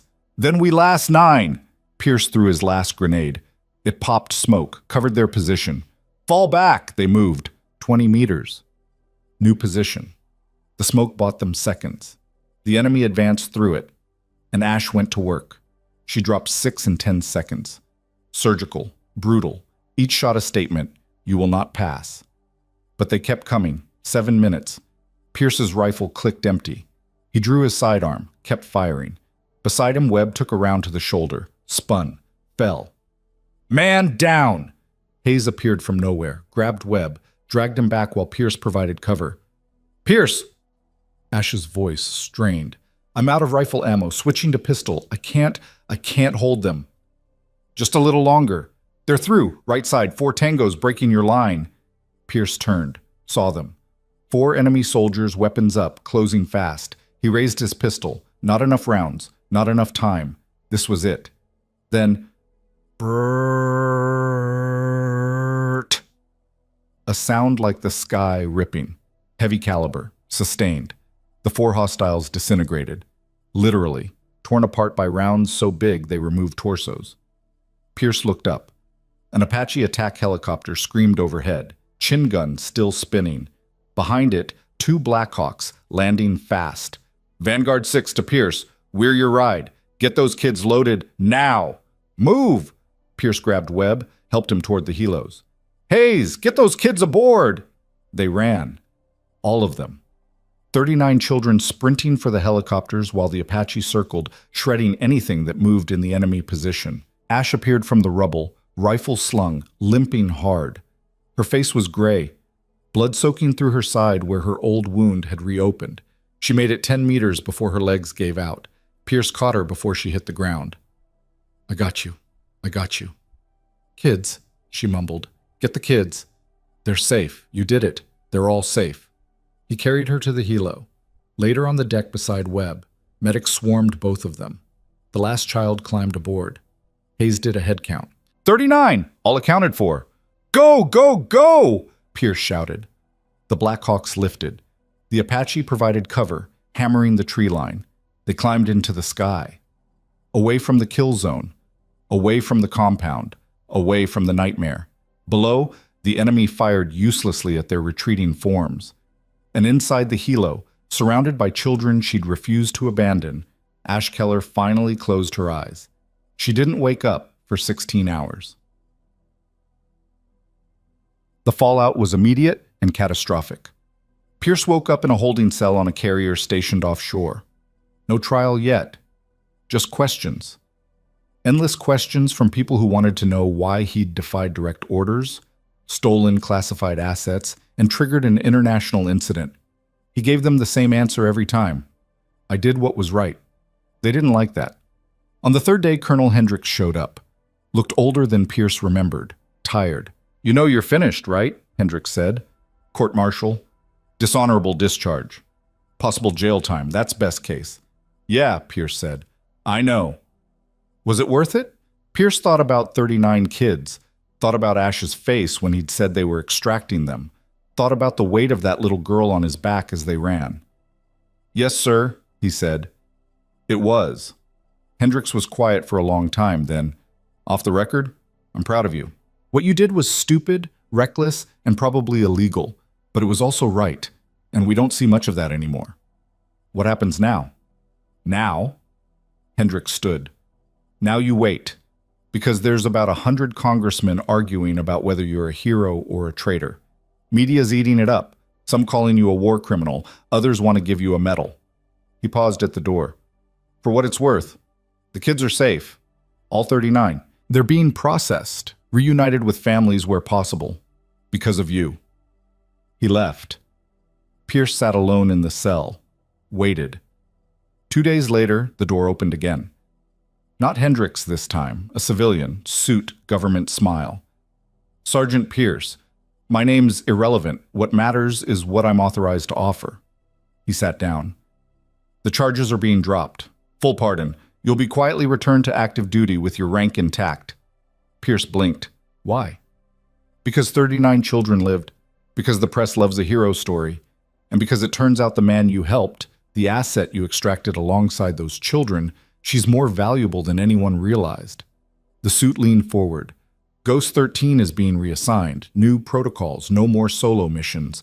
Command has decided she works better with support. Specifically, your support." "What?" "You're being assigned to her permanently. You, Hayes, Webb, new unit, black level clearance. Your job, keep her alive, keep her effective, and keep her from going rogue again." Pierce laughed, couldn't help it. "You're giving me a babysitting detail? We're giving you the most dangerous operator in our arsenal and asking you to make sure she doesn't burn out before she's 30. The suit stood. "Take the deal, Sergeant. It's the only one you're getting." Pierce thought about it for exactly 3 seconds. "Where's she now?" "Medical, recovering. She's been asking for you." "Then let's go." He found her on a hospital ship, sitting in a bed too big for her frame, staring out at the ocean. She looked better. Color back in her face. Wounds bandaged properly. But her eyes were different. Less flat. More human. "Hey," Pierce said. She turned, smiled, actually smiled. "Hey, heard you've been asking about me." "Yeah, wanted to make sure they didn't execute you or something." "Close, but apparently I'm too useful." He sat in the chair beside her bed. "They're assigning us together, permanent detail." "I heard." She picked at her blanket. "You don't have to say yes. I know what I am, what working with me means." "Yeah, you're a pain in the ass who doesn't follow orders and makes decisions that terrify brass." Pierce met her eyes. "You're also the reason 39 kids are alive. The reason 48 soldiers made it home from Blackridge. The reason I still believe there's something worth fighting for in this war." Her eyes got wet. She blinked hard.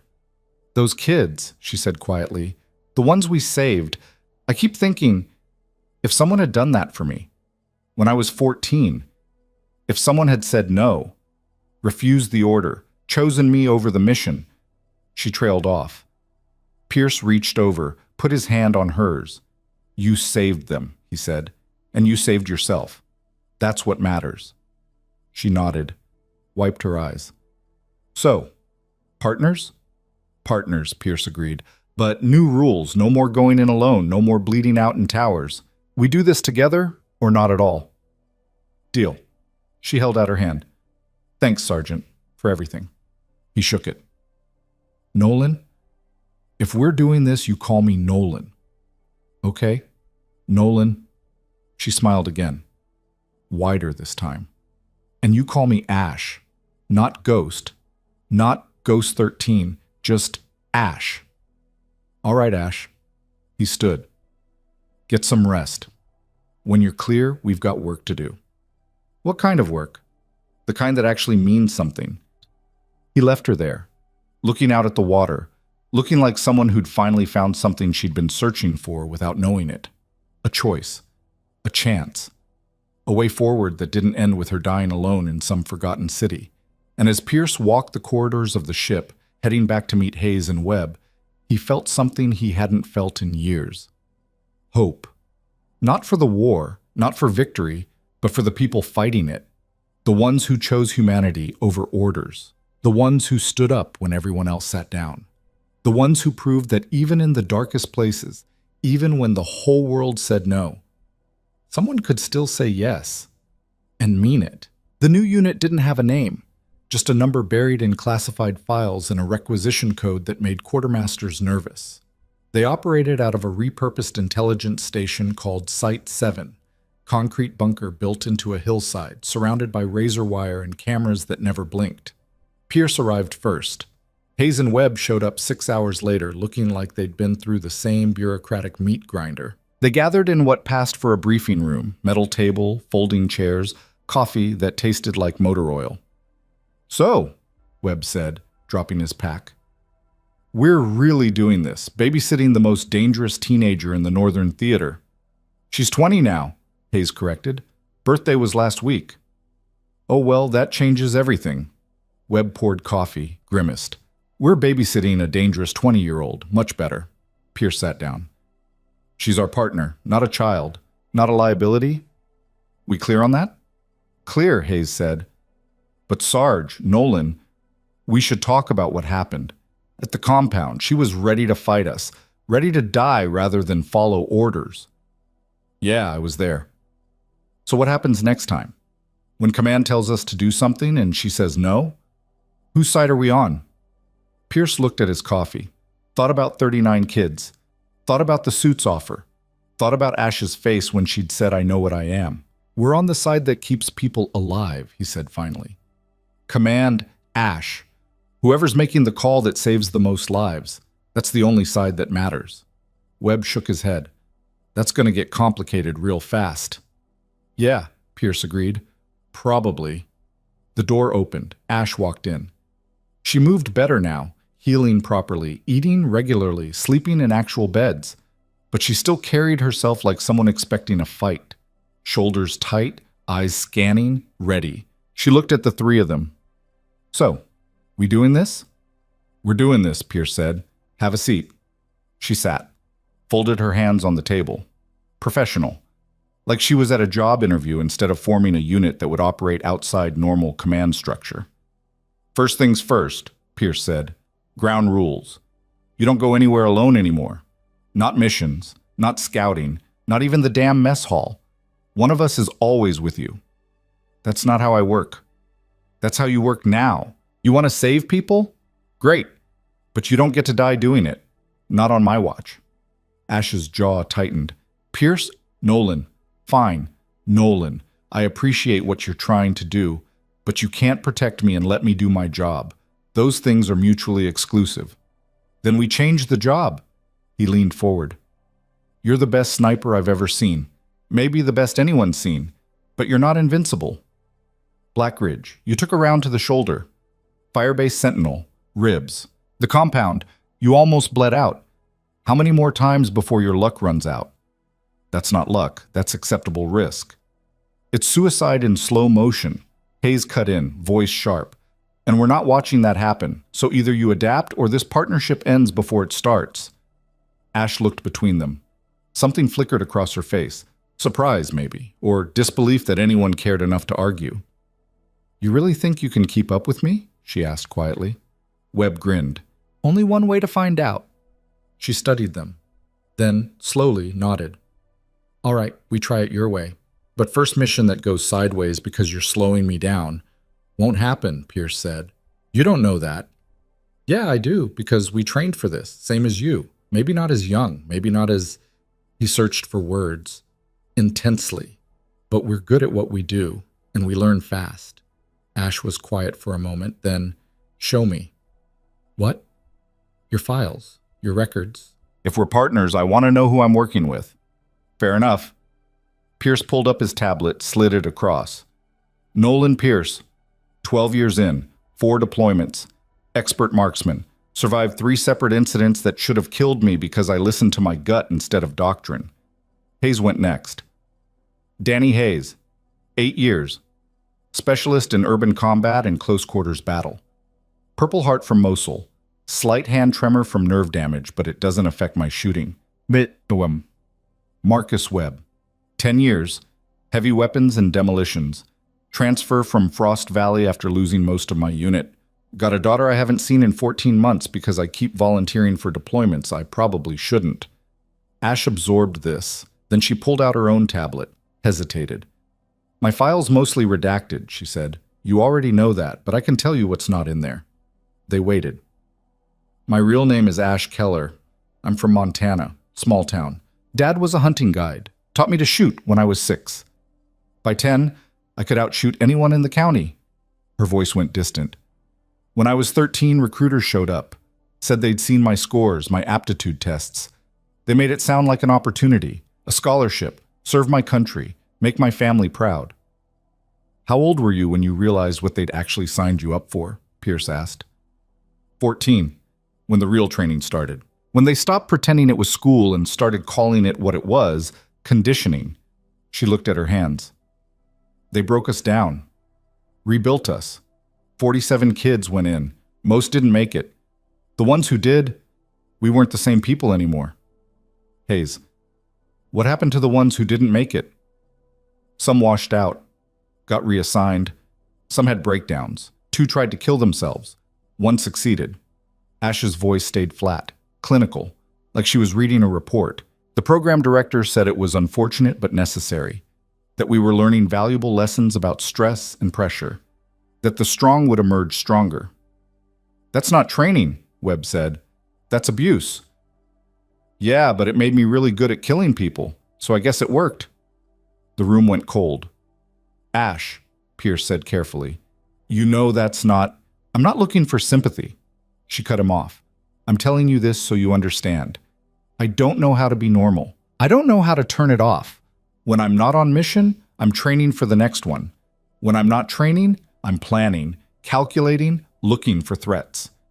She met his eyes. I don't have hobbies. I don't have friends. I barely remember what it's like to just exist without purpose, without a target. Silence settled. Then Hayes. You have friends now, whether you like it or not. Ash blinked. What? Us. We're your friends. That's how this works. He stood, grabbed the coffee pot, poured her a cup. You're stuck with us, and we're stuck with you. So you better get used to existing, at least a little bit. She took the coffee, stared at it like she'd never seen one before. I don't know how to do that, she said quietly. Then we'll figure it out together, Pierce said. Starting now. First order of business, downtime. Real downtime. No training, no missions, just being human. I have a mission brief, which doesn't start for 3 days. So we have time. He stood. Come on, we're going to the mess hall. We're eating food that doesn't come in MRE packets. And we're talking about normal things, movies, music, whatever normal people talk about. I don't watch movies. Then we'll teach you. Webb grabbed his jacket. Let's go. And Ash? That's an order.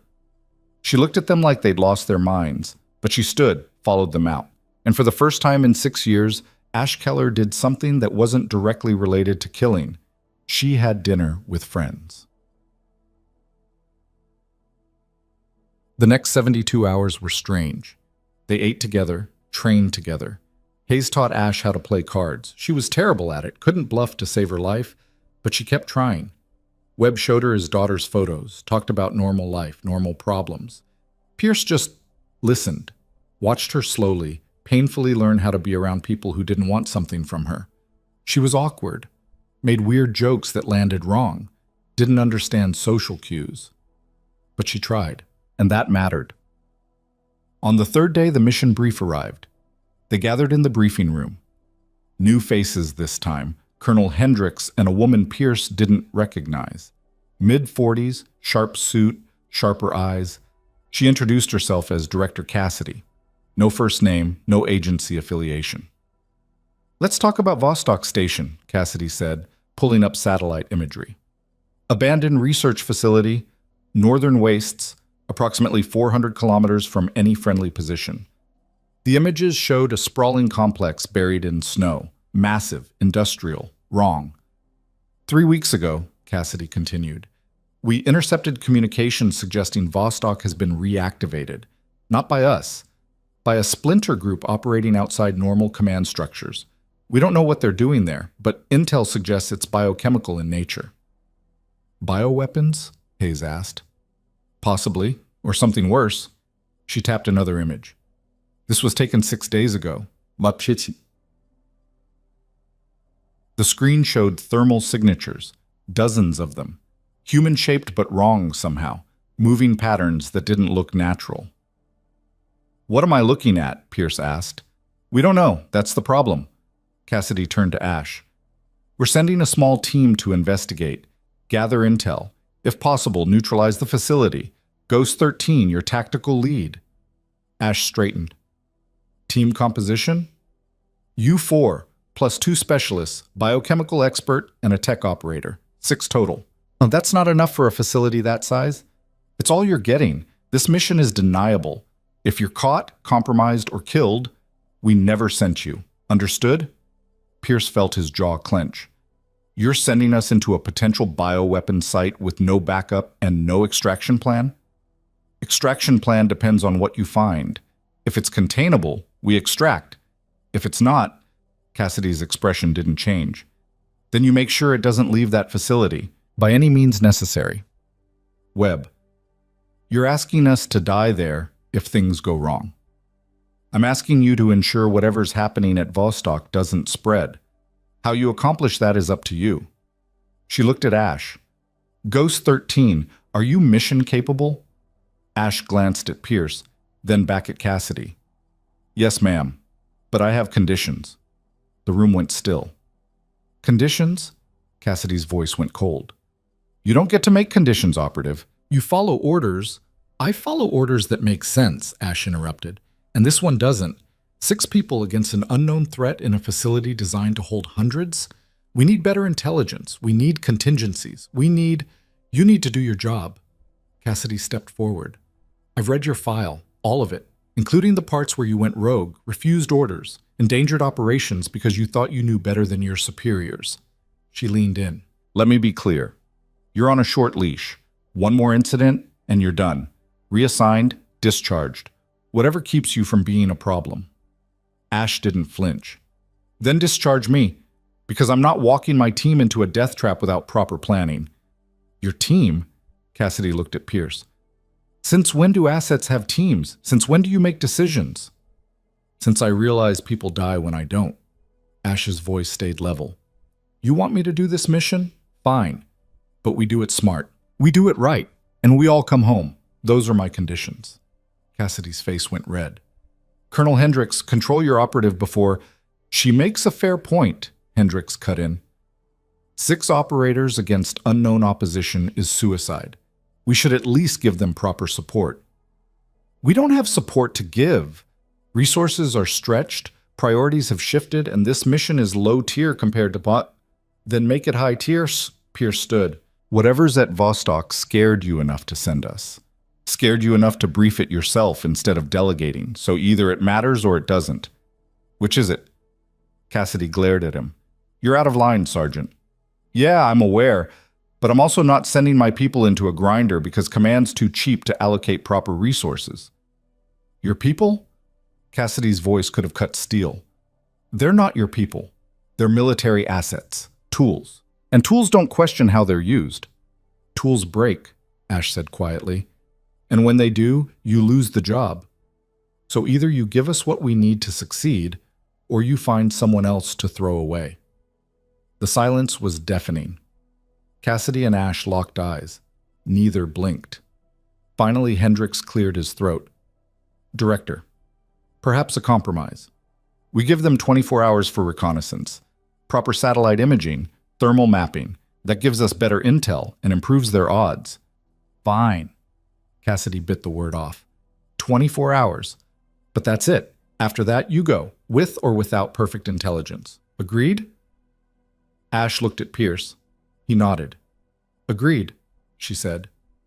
Good. Cassidy gathered her files. You deploy in 72 hours. Don't make me regret this. She left. The door slammed behind her. Hendricks exhaled. You three realize you just picked a fight with one of the most powerful people in Northern Command, right? Yes, sir, Pierce said. And you did it anyway? Yes, sir. Why? Because she's wrong. And because if we're going to die, we're doing it on our terms, not hers. Hendricks studied them. Then he smiled. Thin. Tired. You know what? I've spent 23 years following orders I hated, watching good people get used up. Maybe it's about time someone pushed back. He stood. I'll get you your recon, best intel available, but after that you're on your own. Understood? Understood, Ash said. And sir? Thank you. Don't thank me yet. You haven't seen Vostok. They spent the next 3 days preparing. Recon came through, detailed thermal scans, structural blueprints, radiation readings. What they showed was worse than expected. Vostok wasn't just active, it was busy. Dozens of heat signatures, organized movement, and radiation spikes that suggested something volatile in the lower levels. The team assembled 72 hours later. 6 people, 4 Pierce knew, 2 he didn't. Dr. Sarah Chen, biochemical specialist, late 30s, looked like she belonged in a university lecture hall instead of a combat zone. But her eyes were sharp, focused. Specialist Marcus Trick Delgado, tech operator, mid-20s, baby face, but hands that moved over keyboards like concert pianists. He'd cracked enemy encryption for fun during his downtime. They gathered in the staging area. Gear laid out, weapons checked. Nobody talking much. Ash stood apart, studying a holographic display of Vostok. Her fingers traced entry points, vulnerabilities, escape routes. Pierce approached. You ready? No, she said honestly. This feels wrong. Too many unknowns, too many variables. Then why are we doing it? Because if we don't, someone else will, and they'll probably die. She looked at him. At least with us, they have a chance. That's a hell of a lot of weight to carry. Yeah, she turned back to the display. But I've carried worse. Hayes joined them. Transport's ready. We're wheels up in 20. Copy. Ash pulled on her jacket, checked her rifle one more time, then paused. Nolan, if this goes bad, if it turns out Cassidy was right, and this is a suicide run, it won't. But if it does, she met his eyes. Don't let them bury me in some classified file. Don't let them pretend I didn't exist. Promise me. Pierce felt something crack in his chest. Ash, promise me. I promise. But you're coming back. We all are. She nodded, didn't look convinced. They loaded into the transport. 6 people, minimal support, maximum risk. As they lifted off, Pierce looked around at his team. Webb checking demolition charges. Hayes running comms protocols. Chen reviewing biohazard procedures. Delgado syncing their tac pads. And Ash, sitting quietly. Rifle across her lap, eyes distant. They'd all volunteered for this, knowing the odds, knowing the risks. Because that's what you did when the alternative was watching from the sidelines while people died. The transport banked north, toward frozen wastes, toward Vostok, toward whatever waited in the dark. And as the sun disappeared behind them, Pierce thought about Cassidy's words. Tools don't question how they're used. Maybe not, but they sure as hell questioned why. And if the answer wasn't good enough, if the mission didn't serve something bigger than bureaucracy and body counts, then maybe it was time for the tools to put themselves away, before someone else did it for them. Vostok Station appeared through the snow like a corpse rising from a grave. Massive, industrial, wrong. The compound sprawled across 2 square kilometers, main research building at the center, surrounded by auxiliary structures, all connected by covered walkways half buried in ice. Security fencing, guard towers, lights still burning despite the facility supposedly being abandoned. They landed 5 clicks out, approached on foot, silent, professional. Ash took point. Pierce followed. The rest spread in tactical formation. Thermal scans picked up movement inside the main building. Lots of it. But the patterns were off. Too synchronized, too mechanical, like watching ants instead of people. That's not normal patrol behavior, Chen whispered. They're moving in shifts, rotating, like they're protecting something. Or guarding it, Delgado added. I'm picking up electronic emissions, heavy encryption. Someone's communicating constantly. They reached the outer fence. Ash examined it. Motion sensors, thermal cameras, pressure plates. She pointed. But there, maintenance access. Looks clear. Webb cut the fence. They slipped through, crossed the open ground, entered the first auxiliary building. Empty, but recently occupied. Food wrappers, cigarette butts, sleeping bags still warm. Someone was here, Hayes said. Left in a hurry. They pushed deeper, building to building, each one abandoned but lived in, like the occupants had vanished mid-routine. Finally, they reached the main research facility. Ash tried the door, locked. Delgado went to work. 60 seconds later, click. They entered. The smell hit them first. Chemicals, rot. Something underneath that made Chen's face go pale. That's hydrogen sulfide, she whispered, and organic decay.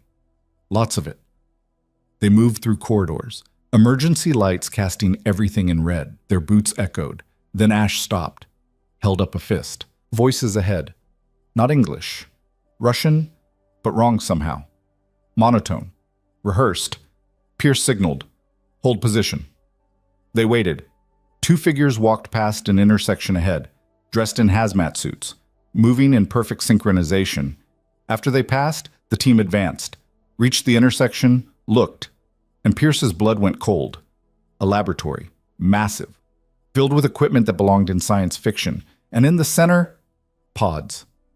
Dozens of them, human-sized, filled with something, liquid, bodies suspended inside, some moving, some not. What the hell? Webb breathed.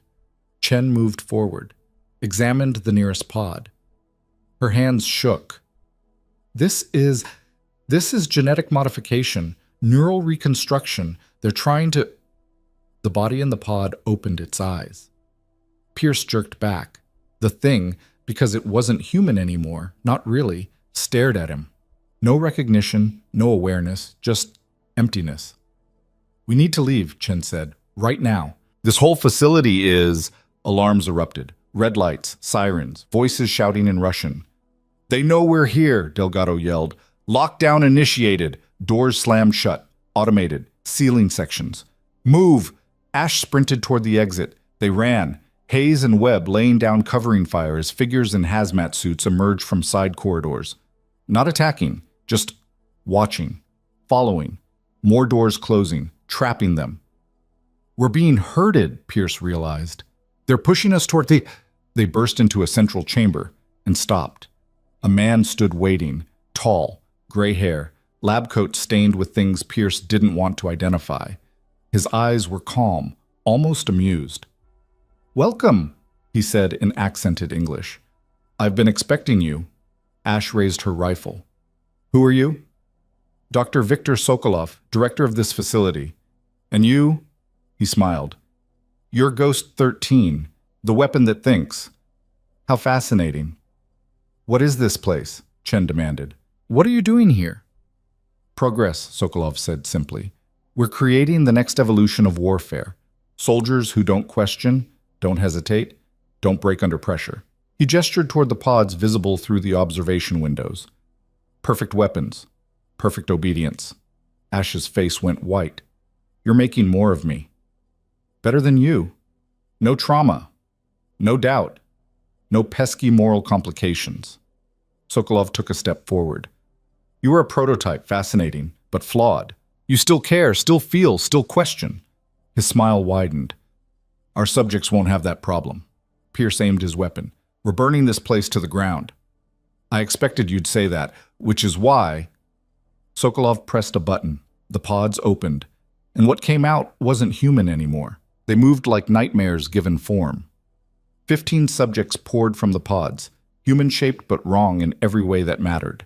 Skin gray, eyes vacant, movements too fluid, too precise, like machines wearing flesh. They wore combat fatigues, but no expression, no fear, no hesitation, just purpose. Fall back, Pierce screamed. The team scattered. Ash fired first, center mass on the nearest subject. It stumbled, kept coming. She adjusted. Headshot. The subject dropped, but 14 more surged forward. Webb opened up with his saw. The heavy weapon tore into them, bodies shredded. But they didn't stop, didn't slow, just kept advancing through the hail of bullets until catastrophic damage finally dropped them. They don't feel pain, Chen yelled. Neural modification. They're running on pure programming. Delgado, Pierce fired, dropped 2. Can you lock the doors? Trying. The tech operator's fingers flew across his pad. Systems got... There! A door slammed shut, cut off 5 subjects. That won't hold long. Hayes threw a grenade. The explosion turned 3 subjects into meat, but more emerged from side corridors. 20, 30. The facility was full of them. Ash grabbed Pierce's shoulder. We can't fight them all. We need to destroy the facility. Burn it. Now. Sokolov laughed from somewhere above. His voice echoed through speakers. You think you're the first to try? This facility has redundancies, fail-safes. Even if you breach the reactor, containment protocols will... Shut up! Webb fired upward, shattered speakers. The voice cut off. Chen! Pierce pulled her behind cover as subjects closed in. How do we sterilize this place? Fire won't work. Too much concrete. Explosives might collapse it, but... She looked at the observation windows, at the massive machinery beyond. The genetic modification chambers. They use liquid nitrogen and viral catalysts. If we rupture the tanks, mix the compounds, it'll create a chain reaction. Highly toxic, highly volatile. How toxic? Everything dies. Us included if we're still here. Pierce looked at his team, at Ash, at the impossible odds, made his decision. Webb. How much explosive you carrying? Enough to make a statement. Why? Because we're making the biggest one possible. Pierce keyed his radio. Everyone listen. We rig the tanks, set charges on a timer. 5 minutes. Then we run like hell and hope we're fast enough. That's insane, Hayes said. Yeah, you got a better idea? Silence. Didn't think so. Move! They fought their way to the main lab. Ash provided cover. Every shot perfect. Every target dropped. But there were too many. For every subject they killed, 2 more appeared. Webb reached the nitrogen tanks, started placing charges. This is going to be close! A subject grabbed him from behind, locked arms around his throat. Webb struggled. Couldn't break free. Ash shot the subject through the head. It dropped. Webb gasped. Thanks. Keep working. She fired again. Again. Her magazine ran dry. She dropped it, reloaded, never stopped moving. Hayes covered the door, holding back the flood. We've got maybe 2 minutes before they overrun us. Done. Webb activated the charges. 5 minutes on the clock. Go, go, go. They ran. Back through corridors, subjects pursuing. The facility groaning around them like it knew what was coming. Delgado hit controls as they passed. Sealed doors behind them. Bought seconds. Chen stumbled. Pierce caught her. Kept her moving. Ash brought up rear, firing, covering. When she ran out of rifle ammo, she switched to her sidearm. When that ran dry, she picked up a fallen subject's weapon. Kept fighting. They burst into the outer corridor, exit visible ahead. 60 subjects between them and freedom. We'll never make it, Hayes breathed. Ash looked at Pierce. Something passed between them. Understanding, decision. Yes, we will, she said quietly. Then louder. Everyone get to the exit. I'll clear the path. Ash, no.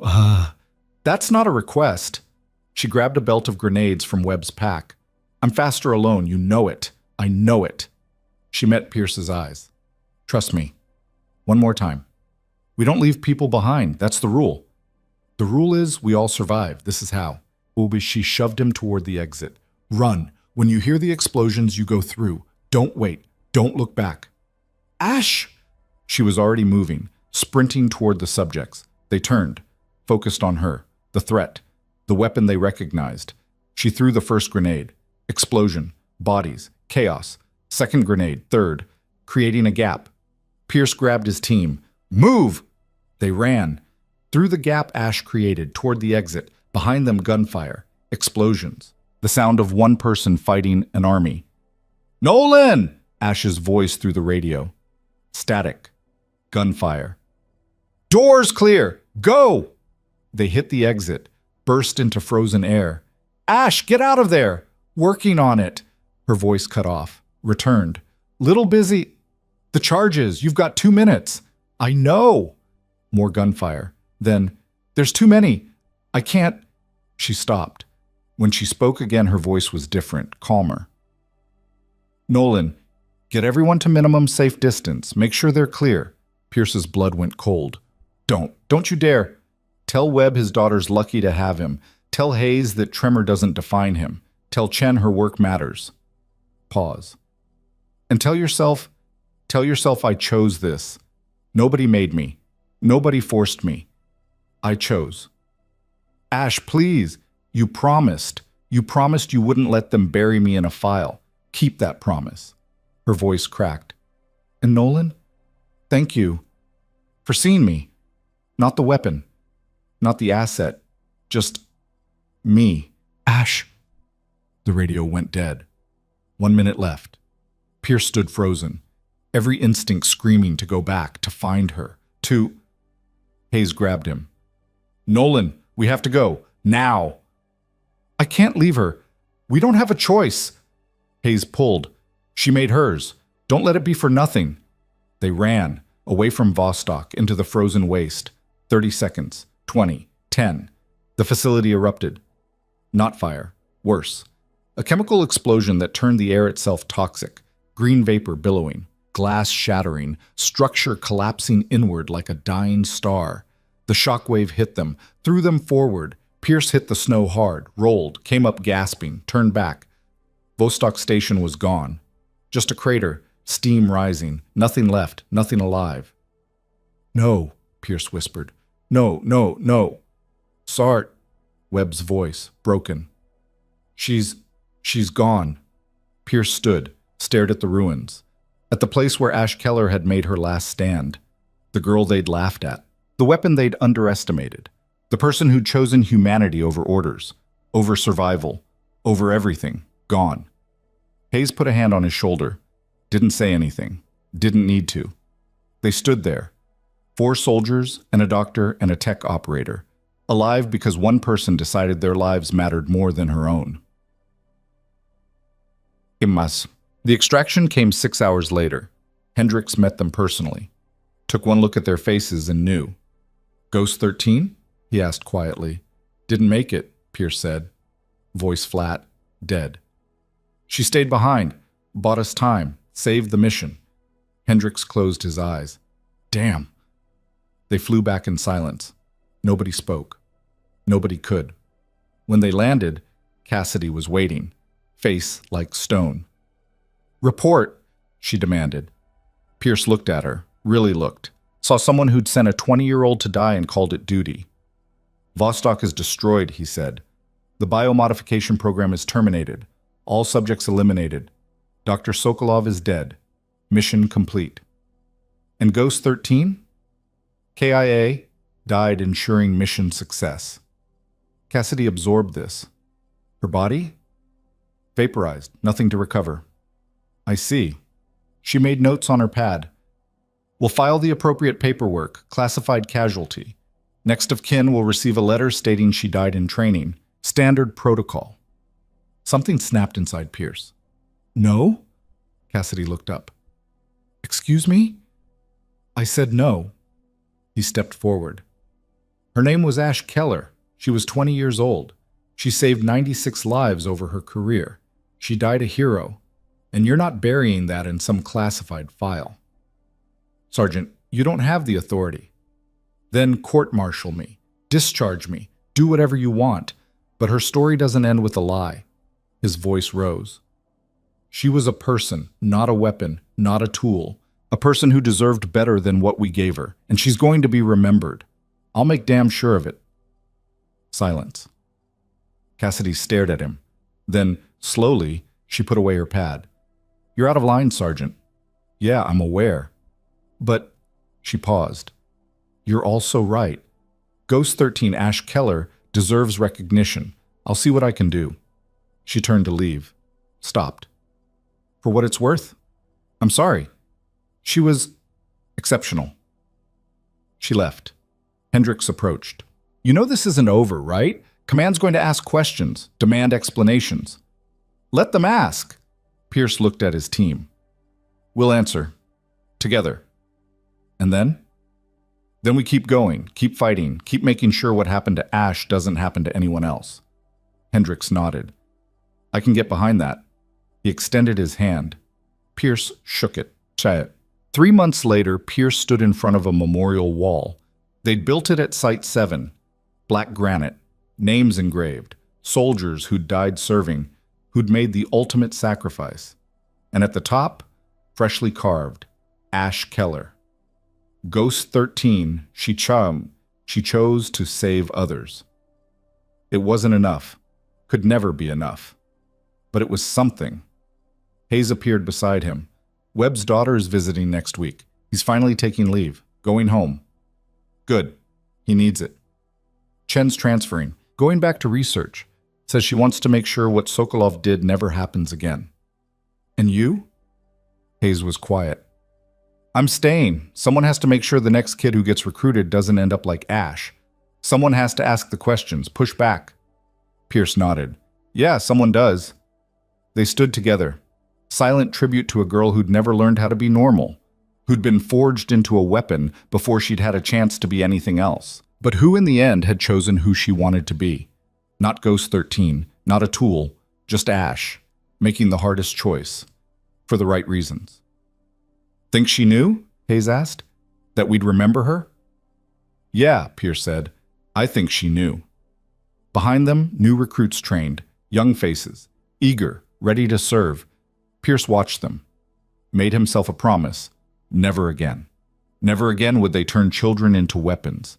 Never again would they sacrifice humanity for efficiency. And if Command didn't like it, well, they'd already shown what happened when tools stopped accepting how they were used. They put themselves away. Or they changed the hands holding them. The sun set over Site 7. Another day done. Another mission complete. But this time, the victory tasted different, because someone had paid a price that should never have been asked. And everyone who survived would spend the rest of their lives making sure it meant something, making sure she wasn't forgotten, making sure the girl who'd been underestimated, dismissed, and mocked, the girl who'd saved them all, would be remembered not for what they'd made her, but for what she'd chosen to be. Human, flawed, real, and brave enough to prove that strength doesn't come from never breaking. It comes from choosing to stand back up. Even when the whole world says you should stay down. Even when staying down would be easier. Even when standing costs everything. Ash Keller understood that. And in the end, she'd taught it to everyone who'd ever doubted her. Not with words, but with the only language that ever really mattered. Action, sacrifice, choice. The memorial wall caught the last light of day. Her name gleaming, permanent. And somewhere in the wind, in the silence, in the space between heartbeats, her legacy lived on. Not in files, not in reports, in the people she'd saved, and the lives she'd changed. Forever. True strength isn't about never falling. It's about choosing to rise, even when the cost is everything, and proving that one person willing to stand can change the world.